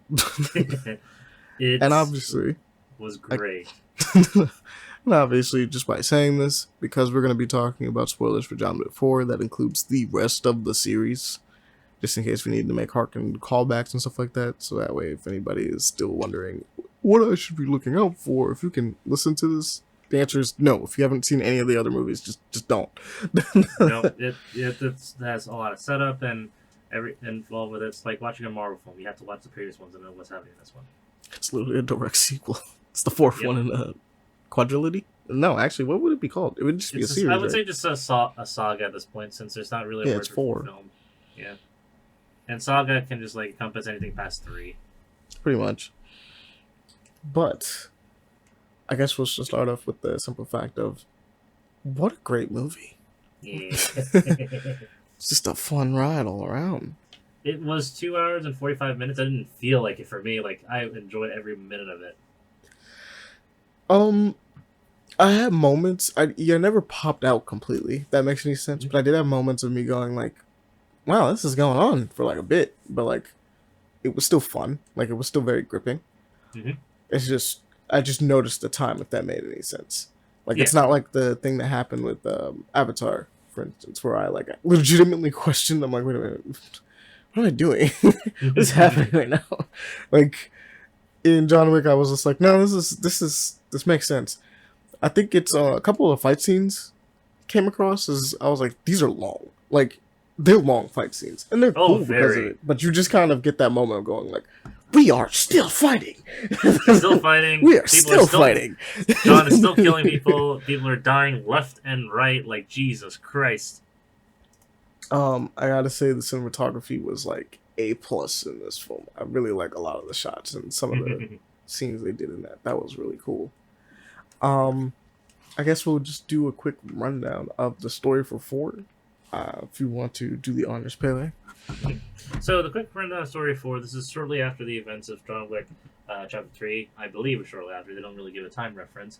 But after he essentially gets betrayed by Winston Shaw of building and got rescued by the Slum King, which is played by Lawrence Fishburne, he pretty much recuperates, gets ready to go back into the fray of kicking, going after the high table essentially and killing more people left and right. John goes through. He kills off the successor to the Elder from the third film.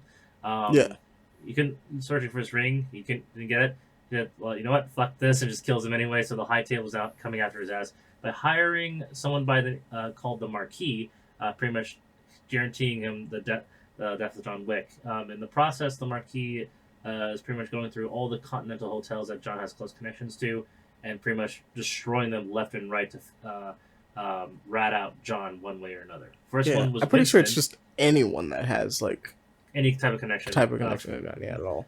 Because But it one- just happens that it's both continental inns. both in Interesting. Osaka and New York. Because there was one thing I was thinking about, because in terms of like, there's another Continental that's actually owned by a character we did see in a previous film that we don't see get interacted with. Halle Berry's character from the third film. Remember that? Yeah, She I'm ran a actually really surprised that like we didn't run into her again. Actually, I genuinely. think it's more like just a tie-in issue, because I think they were trying to incorporate it in it, but every John Wick film, outside of a few key characters, like in terms of allies and antagonists, they don't really come back. Let's see. It's here. true. Yeah, because the first one, remember, Willem Dafoe's character existed in the first John Wick. He gets killed off pretty fast. Second film, you get Aldous Sommier, Common as a fellow assassin, and Ruby Rose as another fellow assassin. Yeah. Common doesn't die either. That was like the deal. Like he's just doesn't show back up again. Nope. Yeah, that's the thing. Like, it's a bit of a mixed bag, because like some of them could come back, some of them don't come back. But I think it's because of an action film where they're trying to build the world and make it dense, but they don't want to keep making callbacks to old characters all the time. If that makes sense. But it gives enough room, because of how fast and loose they play with it. They can still use them in the future entries for this one. Which for this one, more than likely they will. That's fair. They definitely could. Definitely could. But the continue. Marquis, played by Bill Skarsgård, fantastic performance of it, by the way. He comes off an arrogant asshole, pretty much destroying the entire Continental Hotel, killed our boy Charon, and Lance Reddick. Like, oh, that's salt in the wounds right there, because he died in real life and he died in this film. Like, fuck.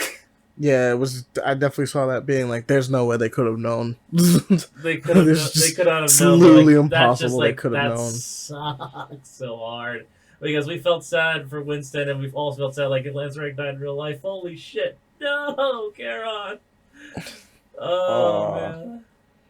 I wanted to see him dead. So I've wanted to see him dead right off the get-go after that moment.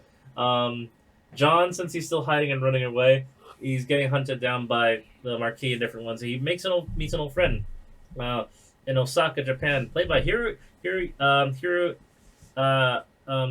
Sarada, one of my favorite Japanese actors internationally. He played in a lot of different films. He's Scorpion from Mortal Kombat, if you didn't recognize him in Money. Yeah.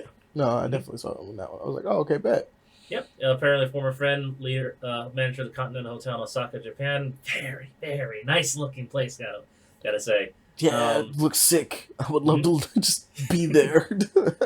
He gets sent. John trying to kind of hide to recuperate. The Continental Hotel finds him. The Continental Hotel gets attacked by the high table guards because they found him, as well as one other third with a they hired an old friend of John, named by the name of Kane, played by Donnie Yen, a Mhm. blind assassin, which is really unique, not gonna lie, and It was really cool. and a tertiary assassin who also wants to hunt down John for mainly money, but a different reason.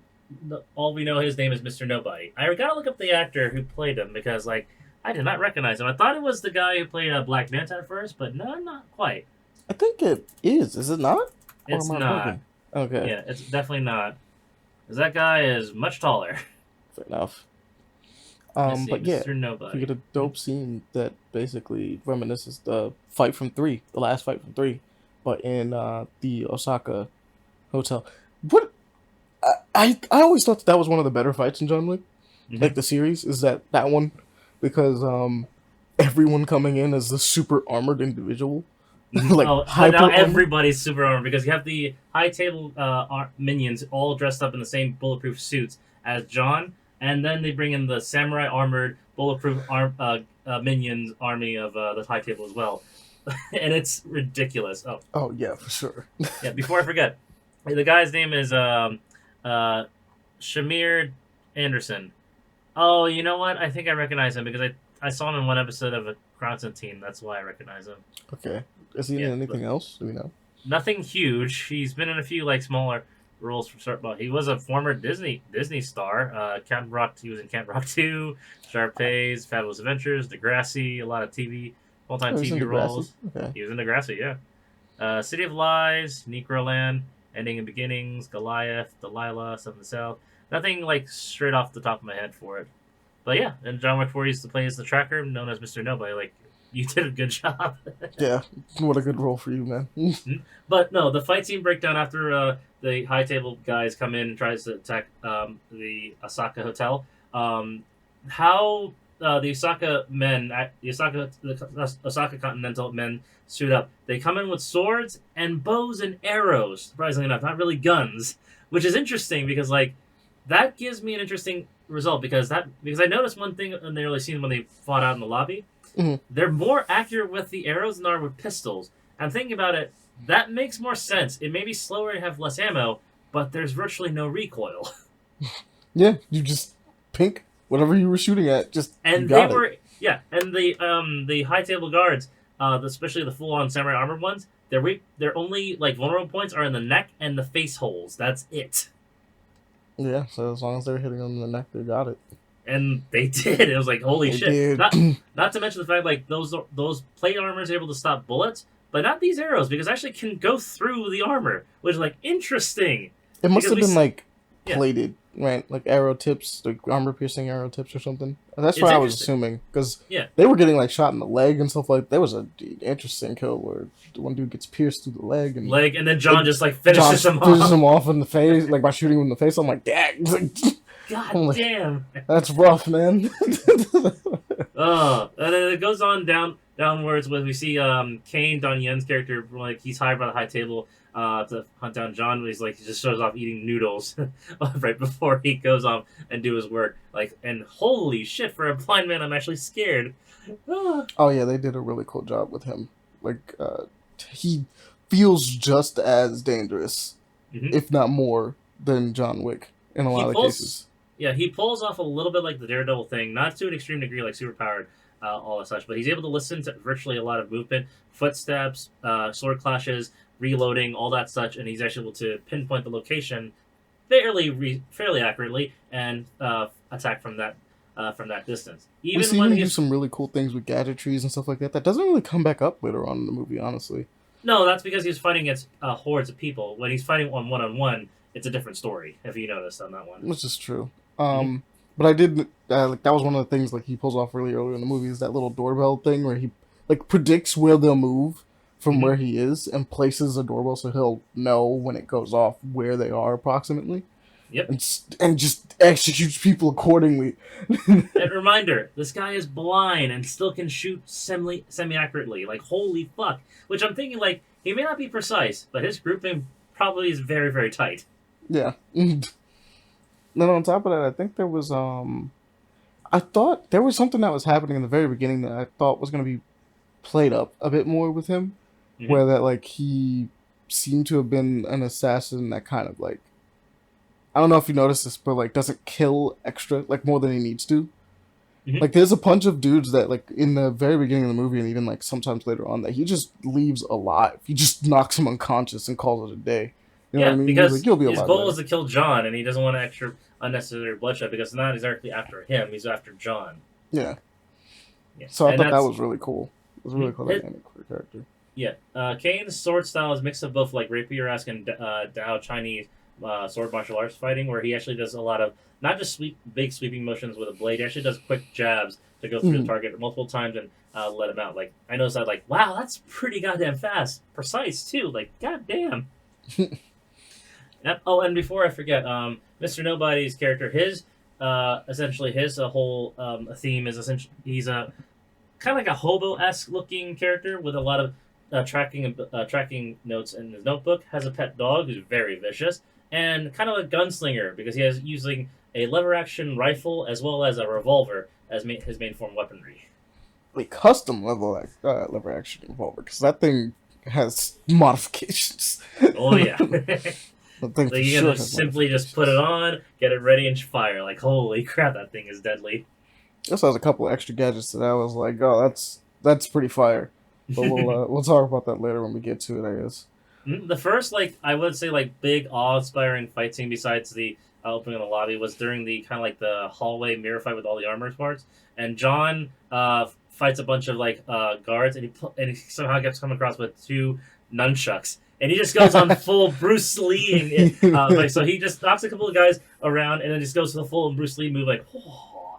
But the thing is, he doesn't fight Bruce Lee, but does a lot of tricks and distraction moves. No, he goes on full on swinging straight across the fucking face with like a club. Like Very blunt force use of nunchucks, which is weird to say for a blunt force weapon like a nunchuck. Yeah, I saw two swings. I saw because he did a baseball swing right across the face on one dude, like ooh, and a golf swing at the end on the other guy, like god. My brother and I were really impressed when he just wrapped the chains around. Yeah, his I like fist that when he and wrapped it around. Like a freaking knuckle brace. Like, yeah. He made like a proper like club with like a knuckle brace basically, and I was like, oh, what a never seen anyone use a nunchuck like that. That's actually quite ingenious, actually. I was like, what a good way to use that. Oh man, like I seen Bruce Lee be deadly with a nunchuck. I've seen Keanu Reeves be deadly with a nunchuck. Like, god damn it! I'm like, those are two very different styles of nunchuckery. Oh, for sure. But my god, woo! That was just dope. Genuinely fire. Next one, you see Kane and John fight it down, which is going to be the first true assassin versus assassin fight, and see how Johnny Yen fights fully blind in this regard, because like you see the limitations of his abilities where he can't see anything. John tries to exploit that a little bit to his degree, but he's so accurate despite being blind they can still hunt John down in the middle of the fight. Like, oh god, holy shit! How did you hear any of this or figure this out that quickly? It's really crazy, scary. Honestly. Yes, it's very honestly. scary. And the thing is, like, I think that was like only the first third or quarter of the film. Moving forward after, because Kane and the Osaka manager, John's friend, gets in a fight. They're both also former friends. There was a whole heartfelt sword fighting scene, which really was cool. His daughter survives and swears revenge on Kane. Moving forward after that point, John goes back to into Paris, France. Actually, is it Paris or New York? Because the next scene we know that the big fight scene is that massive chase. Moving forward, I believe, right? I believe it is. I think it's New York first because we have to. That's when we officially go back and learn about everything involving the Marquis and what he's doing. You know what I mean? And then we go to Paris because he has a talk back in New York. John has a talk with him back in New York. No, I'm wrong because John talks to Winston, and Winston then have to go gain back his favor with his family in Russia. We go to Belgium actually. You go to Berlin actually. Was it Belgium or Berlin? I guess it was Berlin. Yeah, we go to Berlin. We go back to the former family that John actually has cut himself from the third film. Pretty much torn his ticket. He tries to get access back and advise him, like, in order to be free, you need to bring me back into the fold so I can kill this guy and everything can go back to normal. Their task in order to do that, he had to go find and kill the man who killed the former leader of that of his family there. And that whole fight scene, that whole chase scene, because it was first I was to start off as a poker, this really big fat dude, I forgot his name exactly, but he was a burly motherfucker. Despite him being a disgusting piece of shit, he fights pretty hella hard. Reminds me of Dragunov. Surprisingly agile for a fat guy. Yeah, he fights like Dragunov from Tekken, surprisingly enough, which would think like, that makes sense. It's Russian martial arts, so that would make sense on that one.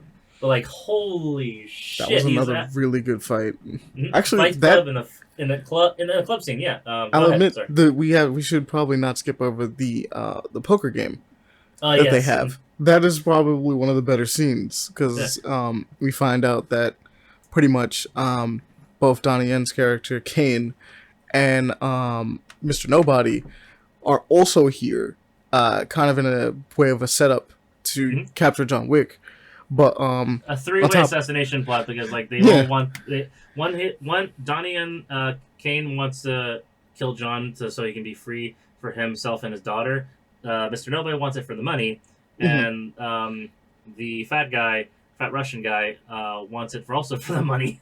Essentially, he wants it for the money, but also to make sure he doesn't get killed because John is here to kill him. Essentially, it's a four-way like really huge Mexican standoff in like poker game because. As I mentioned before, the fat Russian is a massive piece of shit, so he pretty much rigs the game. He gives John the dead man's hand, which is an old Western trope. Like the last person, I think Billy the Kid or someone like that, had that hand and shortly died after getting that hand. That's why it's called the dead man's hand. Donnie Yen, despite being blind, was accurately able to call out 4 of a kind. Yeah. Mr. Nobody got a royal flush, and the fat Russian somehow had a 5 of a kind, which is impossible in a game of poker. It's literally impossible. And Donnie Yen's character even calls it out right off the bat. He's like, "Let me guess, 5 of a kind?" And they was like, "Yep." You cheating son of a bitch! And I knew it. All 3 of them decide like not going after John immediately. So like, let's just kill this fucker and move on. Yeah, they don't even bother. They just work together. It's perfect. And he has a gun. So Donnie Yen's character, because he's blind, like he accurately kills 3 guys while sitting down in a chair. Like, you're blind. How the fuck did you know they were there? He's that good. It was so crazy. And then the dog comes in and just massacres a bunch of guys going for the crotch, obviously, in another sensitive areas. Like, Jesus Christ, man. Once again, we have a lot of dog love in this one. Basically, 3 and this one are a love letter to all the dogs that they killed in the first and second movie. They're like, "Look, man, dogs are cool." It was like, "We believe you." They are cool. Dogs are lovely, and they can still fuck us up if we do anything for it. But like, my God, that scene was brutal. Then John hunts down the fat Russian. He slices near his neck with a playing card first, and then kills someone else afterwards with the same card by throwing it. These are metal cards. They're regular playing cards, mind you. My man is a deadly individual. Anything is a weapon. I mean, yeah, in the 3rd movie we did see him kill somebody with a book, so I mean, it makes sense. And a pencil. Don't forget. And a pencil. Though the pencil makes sense, but like, the book is the one where it's like, you know what? Never considered a book to be that deadly. Never considered it. He chases them down in pretty much like this Russian club. And also, I will mention this, like, compared to the other John Wick films, the filmmakers realize, like, yeah, we don't give a shit anymore about, like, secrecy. Let's just openly kill people in public. And no one bats an eye. No one is batting an eye. It's like, when you start to see them start to care, they're like, wait a minute, that's kind of crazy. But, like, no one's panicking and leaving until, like, much later on after, like, you're like, there's a lot of dead bodies. Like, I think you guys should probably be moving along to get out of this. Yeah, but because no John one cares. Yeah, John openly just goes after the fat Russian in the middle of the crowd. He shoots him in the ass, and then just chases him down after minions throw him. Fat Russian gets gets the upper hand on John briefly, throws him over a stage onto the ground, landing on a pillar, landing on concrete floor. Like, God damn! I just want to say that John has gone through some really heavy falls. I am surprised he's able to live through half of them. Not gonna He's lie. too angry to die. You have to remember this. But he's fallen, like, I think 8 stories at this point in total. Total, yeah, total 8 stories. Yeah, he's too angry to die. But you're not wrong. I'm surprised he hasn't, like, broken his spine at the very least. Like, holy shit. Yeah, no, there's definitely some falls in this that you're like, that feels like it should have broke your back. No, he gets something. right back up and goes after the Fat Russian. And one cool trick, because I didn't realize this that so much later, it was like when John has him, when he's choking John out, John like hits him in the face, like thinking, like, wait, how did you do that? Oh, the cut in his neck. He shoved his thumb into the cut. Yeah.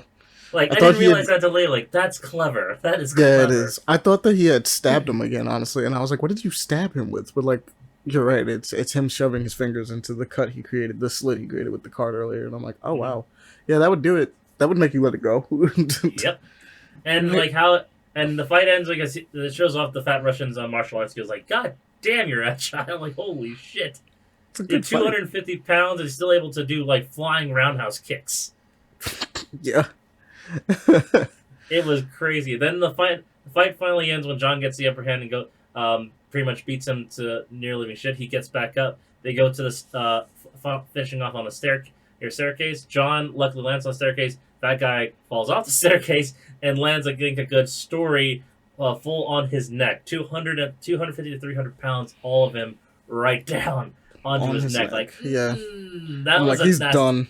Yeah. That was a really nasty kill. Like, oh, that was a rough one.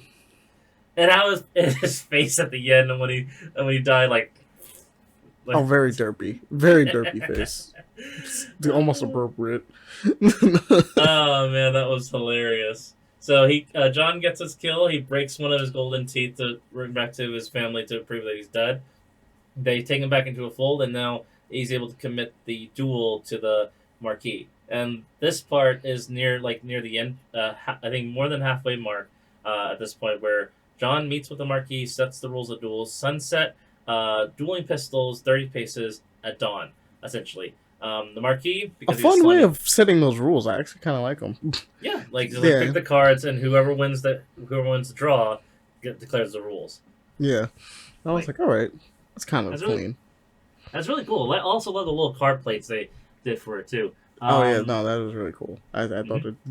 John Wick has always had like this really interesting aesthetic that's never really been clear what it is, but it's just interesting. Like, it's weirdly traditional or ornate a lot of the time. Yeah. But sometimes it's just kind of like, all right, I guess we're doing this, but you're not wrong. Like the mirror table that they were sitting on, it's like, okay, there's like absolutely no reason for this mirror table, but it's cool. It's just cool looking. I mean, there was also that one scene where you're just standing there in the middle of a horse, like a stable, and a bunch of polo riders with rapier just do a dance around him. Like, yeah, and I'm like, what is this? Like, I mean, it's cool, but it's like, why? I think it's just to show like the affluence. Like, we don't get it because it's so rich above us. Well, I figured it was training, right? Like they were doing some type of training, and like they were so the idea is that the Marquis and not his subordinate, but the table member, the chairman, I guess. Yeah, Harbinger. Yes, the Harbinger. They did give him Clancy Brown describes himself, plays the Harbinger. Like, yes, that's cool. But they're having a conversation. But the idea was, from what I can understand, is that they were meant to keep that synchronicity while they were having this conversation anyway. Mm-hmm. So I figured it was just a matter of like, these guys are training, but like we're having a conversation. It's like, but that's what I figured. But it was also one of those things where you look at it and go like, a lot going on for like absolutely no reason in this scene. It's like there's no reason at all for this to be happening. No, it's like it's just a sense of like affluence, or just keep the sense of scale of like he's this powerful, he's this rich. Like, we don't get it, but he does it for fun anyway. Yep. But moving on from there, so the slime ball that the Marquis is, he actually puts in forth Kane as his replacement to kill the fight in his place with the dueling pistols. Kane didn't want to kill John in the first place. He has to, but John also doesn't want to kill Kane because he knows that if he does, he's killing his friend as well as leaving his daughter to die. Yeah. So it's one of those things moral conundrum. Yeah. It's a really cool, like, kind of. I also really like the idea of Kane and the fact that he's like this parallel to John like this hard parallel. They like play it up a lot in this. He himself also got out of the game originally. Like he got out of the assassin business in order to be with his daughter. The came with conditions. If you give him a name, he must kill them in the order to start off with. The minute they gave him his best friend's name, like, yeah, this is not going to be easy, nor is it going to be fun. He even tried to refuse it initially, but then they was like, hey, look, if you don't, we'll kill your daughter. So he's like, well, I have to, right? Like, a life for a life. Mm-hmm. It was like, I actually thought that we were going to get, and we kind of sort of did, more of a proper rebellion against the table. Because there's so many people who are, like, kind of screwed over by the table and, like, their rules, and the Marquis specifically, that I thought we were going to probably get something akin to, like, John Wick gathering his, like, not his rivals, but his allies, and then making that push, but that doesn't happen in this. No, because the Marquis, despite being a significant force, he's still against the power of the High Table for it. So if you fully anger them in full rebellion, it's not going to come out too well with that. I think what this is might be the start of that, because John Wick started off as a legend who disappeared from the world of his criminal underworld, essentially, and came back in and pretty much changed up a lot of fucking shit. Break pretty much centuries-old rules for personal gain. Like, people might get inspired by that down the road. That's true. But yeah, so we got the rules set up. And but the rules are never that clear cut, because Marquis is also still a slimy piece of fucking shit. He pretty much ups the bounty on John before he can make the sundown rule. It needs to be by to the Souk Crawl, old Parisian building overlooking pretty much all of Paris right before sundown. Yes, to get to the I think it's the Parisian church. I don't know exactly what church it's called, but it's the Parisian church. Whichever one that you guys know in Paris that's like that's important, it's that one. Yeah, that church is the place where they're doing the duels, and the Marquis tries to stall him or kill him before he can ever make it, so he can secure his spot and effectively win. He ups the bounty up to 26 million. And pretty much every hitman in Paris tries to go after John in a pretty sexy, stylized way, too. So how they do it, like in the old films, they pretty much do these Suicide Girl telemarketer cable things that make the millions. But how they deliver it in Paris is through this really sexy NPR voice over the radio, and pretty much just track where he is across it the entire way. And it's like music. It's pretty fire. Yeah, it's pretty fire. It's pretty cool, and it's pretty terrifying thinking about it, because you're hearing this pretty much announced over the radio the entire time, telling you where you are, while everyone else in the city is hunting your ass down. And it's all in code too. That's the thing. Like, the average person just thinks it's a normal radio station, and all the assassins are like, "Come on, man, we still can't get him." And the thing is, like, people were wanting to kill his ass before when he had a big bounty in the previous films. The fact that this keeps going up, like, yeah, I'll risk my life doing this. This is the Baba Yaga. I might get killed, but this is a lot of money. This is for sure life changing. I mean, it's kind of life changing money originally, but like it's life changing either way. You succeed, this get is a lot of money. there. It's if like, you die, hey, you die the John Wick. It was like it's pretty win-win, I guess, either way. Sort of. I also want to fangasm a little bit before that. But before all this went down, the Slum King meets and pretty much suits up John before the duel begins. And he gives him a very, very sexy handgun. It's a Pit Viper. Oh my god. He gives him a Pit Viper. Oh, that gun is so nice. 21 round magazine, flare macros, custom port, carrying virtually no recoil off this gun. This pistol is extremely expensive. You wanna know how much it costs, honey? How much? 10 grand. That is an expensive pistol. And that gun was so nice, and it uses so much. And John made sure he kept it the whole way through. Yep. That's a really nice gun. Like, you cannot say to no to this one. Like, oh my god, that gun is nice. There are multiple shots to him recovering that gun. Multiple stunts just dedicated to him being like, let me get that back. Yeah. And when John finally walks towards the church to get to the showdown, that's when the hunt fully begins. Everybody pretty much turns their heads, like, see John Wick and tries to stall him. In the middle of Parisian Street while busy cars are happening, he gets run over and knocked into cars multiple times in this. But he still goes after and kills a lot people that way. He fucking drifts several people in cars into other things and crushes them. The flick he did, that one guy hanging out the window and just smashed into the car and just pretty much rammed him into it. Holy shit! Oh man, that looks painful. That was stylish. Yeah, that was stylish, and I was like, oof, that's rough for you, bud. Shouldn't have tried. Should not have tried. Yeah. After that crash down, he takes the car that looks similar to his '69 Mustang that he had in the first film, and drives it all the way down to the Arc de Triomphe. A massive row of traffic rolling around there. People are still trying to kill him in there. Yeah, we get an amazing fight scene in the traffic of that. That's just sick. Just during that entire circle. Fists are throwing. Cars are still moving past them as they're going through. It was incredible. Like, holy shit. Though I'm not gonna lie, there was one scene during that I found kind of funny, and I guess I shouldn't have found it funny, but it's like it was funny to me. It was the main Marquise dude that was trying to help Ed and John are like walking through the traffic, but like shooting at each other at like a car's like length away from each other while traffic is passing between them. And I'm like, this is kind of funny. I was like, this is kind of ridiculous. What's happening right now? I mean, multiple guys are just pretty much like just coming through. They just try to join in the fight. John just throws him into the cars, shoots him, or even and then Marquis guy and John throw each other into cars multiple times, mind you, too. And then Mr. Nobody tries to take his shot against John, throws the dog in the fight and shoot the Marquis guy as well. The Marquis decides to piss everybody off in the audience. Marquis bodyguard decides to piss everyone in the audience by throwing the dog as it attacks him into a moving car towards it. Luckily, that dog is tough. He gets right back up and starts barking. And we're like, bravo, like, good dog. Like we were Best all boy shocked. or girl. We were all shocked about the hit, and then he just got up like, well done. Oh, he's like, the dog's fine. Okay. Let's go. Fine. Let's go.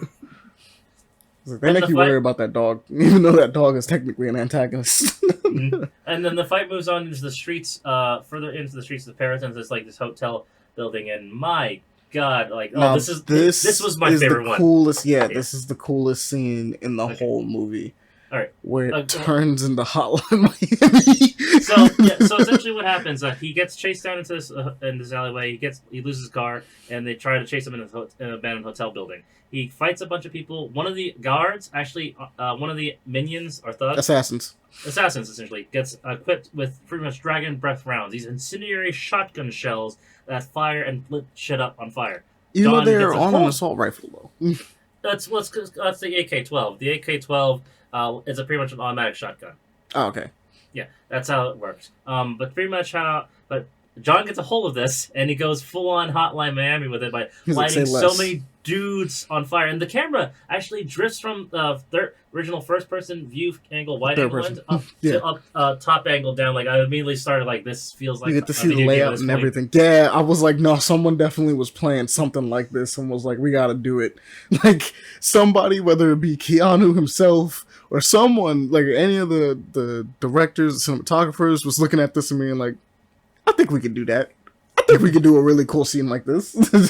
And then John just goes blasting through guys with nothing but dragon breath rounds, and everyone gets lit on the fuck fire. There's one dude, and it's a continuous shot. That's the fun part about it. Well, it was amazing seeing lights. Everything gets lit on fire. The dude's dying left and right on fire. One guy decided to be ballsy and try to go after John multiple times. Gets shot 3 times with dragon breath rounds. Like, stay the fuck down at that. There was a dude that was on the wrong side of a stove and got hit with, like, extra dragon breath. Because it's like, he shot it, and then obviously the gas from the stove lit it. And so he just got torched straight off the bat. I was like, dang! Oh! That's rough, man! It's real rough. Like, holy shit. That was, like, both awesome and terrifying. The Baba Yaga brought hellfire to the Parisian assassins. Like, holy fucking shit. It was really cool. That was awesome. Cool. That entire scene was sick. Yeah, and how it ended was it was pretty much a struggle off between John and Mr. Nobody and the dog and the Marquis guardsman. John decides to spare him and save the dog before the Marquis shot the dog. The Marquis fell down into a stairwell, essentially, and pretty much I thought he was going to be dead. No, he comes Yeah, I back thought he later. was dead too. Yeah. Yeah, but no, and it doesn't end there. This is where the most painful crash I think I've seen in the film. But John jumps out of a window after he gets surrounded. He jumps off like what 2-3 stories. It's a 3-story window broken by a 1-story tall car. Yeah. He Or lands truck, right? halfway on top of the car and onto the ground. Like, okay, out of all falls, that's probably the worst one you've got. You look at it and go like, that should have at least broke something. Nothing got broken as far as we know, and your spine should not be intact. Your spine should. Like, he lands on it in such an awful way that you're like, no, you're done. you're not okay after that. And it's like that's got to be the hardest hit I've seen in the film series. Yeah, like oh my chest was hurting just thinking about it. Like, oh my god. No, he gets back up, walks, tries to finish off walking towards the church, and the last obstacle he has to go through is 220 steps up this massive staircase, and Assassin is still coming downwards, trying to get his ass down, and he obviously kills a bunch of them in great fashion in different ways too, like a lot of knocking down the stairwell, shooting them, make sure they stay down. Even throwing one dude into a light pole, and I heard the smack and crack on that one. Yeah. Like, oh my god, that hurt. And when he finally gets to the top, the Marquis bodyguard came and still alive, kicks John down all 220 steps all the way down to the way back down. Like, gotta start all over again. The thing is, like, I know stair injuries are pretty brutal at times. All 220 steps, you have got to be at least broken your shins, your elbows, sometimes your feet, maybe a few skull fractures. That's 220 steps down, man. There's rolling down. Like, there's no way you didn't break anything. It's not a fun time. But it wasn't fully over because Kane decides to be finally nice before the final duel. Actually helps John finish off the rest of the last assassins and the Marquis bodyguard up the stairs so he can finally get to the duel and finish this once and for all. Oh, which leads up to the best cheering moment of it. So Mr. Nobody, after seeing John help him, he actually goes after and helps Kane and John to finish off the rest of the minions and attacks the Marquis guard. He does this in a great way. He just calls his dog, go for the nuts, essentially. Rips and tears his wedding vegetables and said, you hit my puppy, and shot him in the head, and the dog just pisses off his corpse. Literally, the theater erupted in a cheer seeing this man get it. And it was like, yeah, you know what? I don't blame you. Man sucks. It was the biggest cheer we had in the audience. I was like, it was so cool. People were clapping. It was like, let's go. Yeah.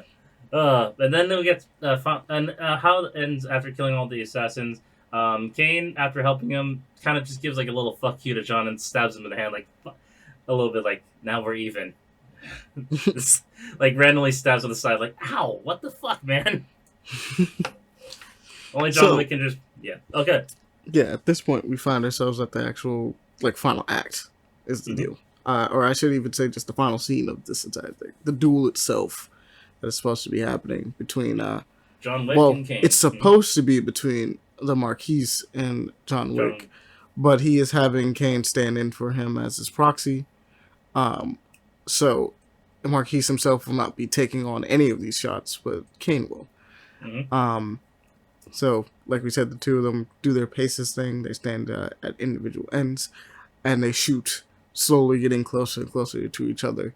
And they're all pretty good. I mean, originally they both hit each other in the same spot, and they followed it up by hitting each other like in I think it's a shoulder wound, and shoulder for John, kidney shot, which is near death for Kane, which is pretty bad. The final shot, Kane shoots John in the same spot, essentially the kidney on the side. Then the Marquis being arrogant bastard he is, decides to take the final kill shot himself until Winston laughs out loud. He didn't fire. you arrogant bastard, and John kills him with a headshot right then and there. Mm-hmm. And in Like, doing so, yes. the Marquis frees Kane of his debt, so now he can actually go and live with his daughter. Mhm. And then John Wick executes him, leaving John the winner, and his friend Kane still alive. So works Wins itself win out. for all the good people. Yep. Winston But- obviously gets his hotel back and everything like that because of everything that's being done. Mhm. And technically speaking, Mr. John Wick is free now. He is no longer excommunicado. They're not chasing him down. He's allowed to lead life completely. Which is like a few minutes at best. Yeah. Because as he's hoping to walk home down the stairs from the church, he pretty much thinks about his wife for one last moment and dies on the staircase.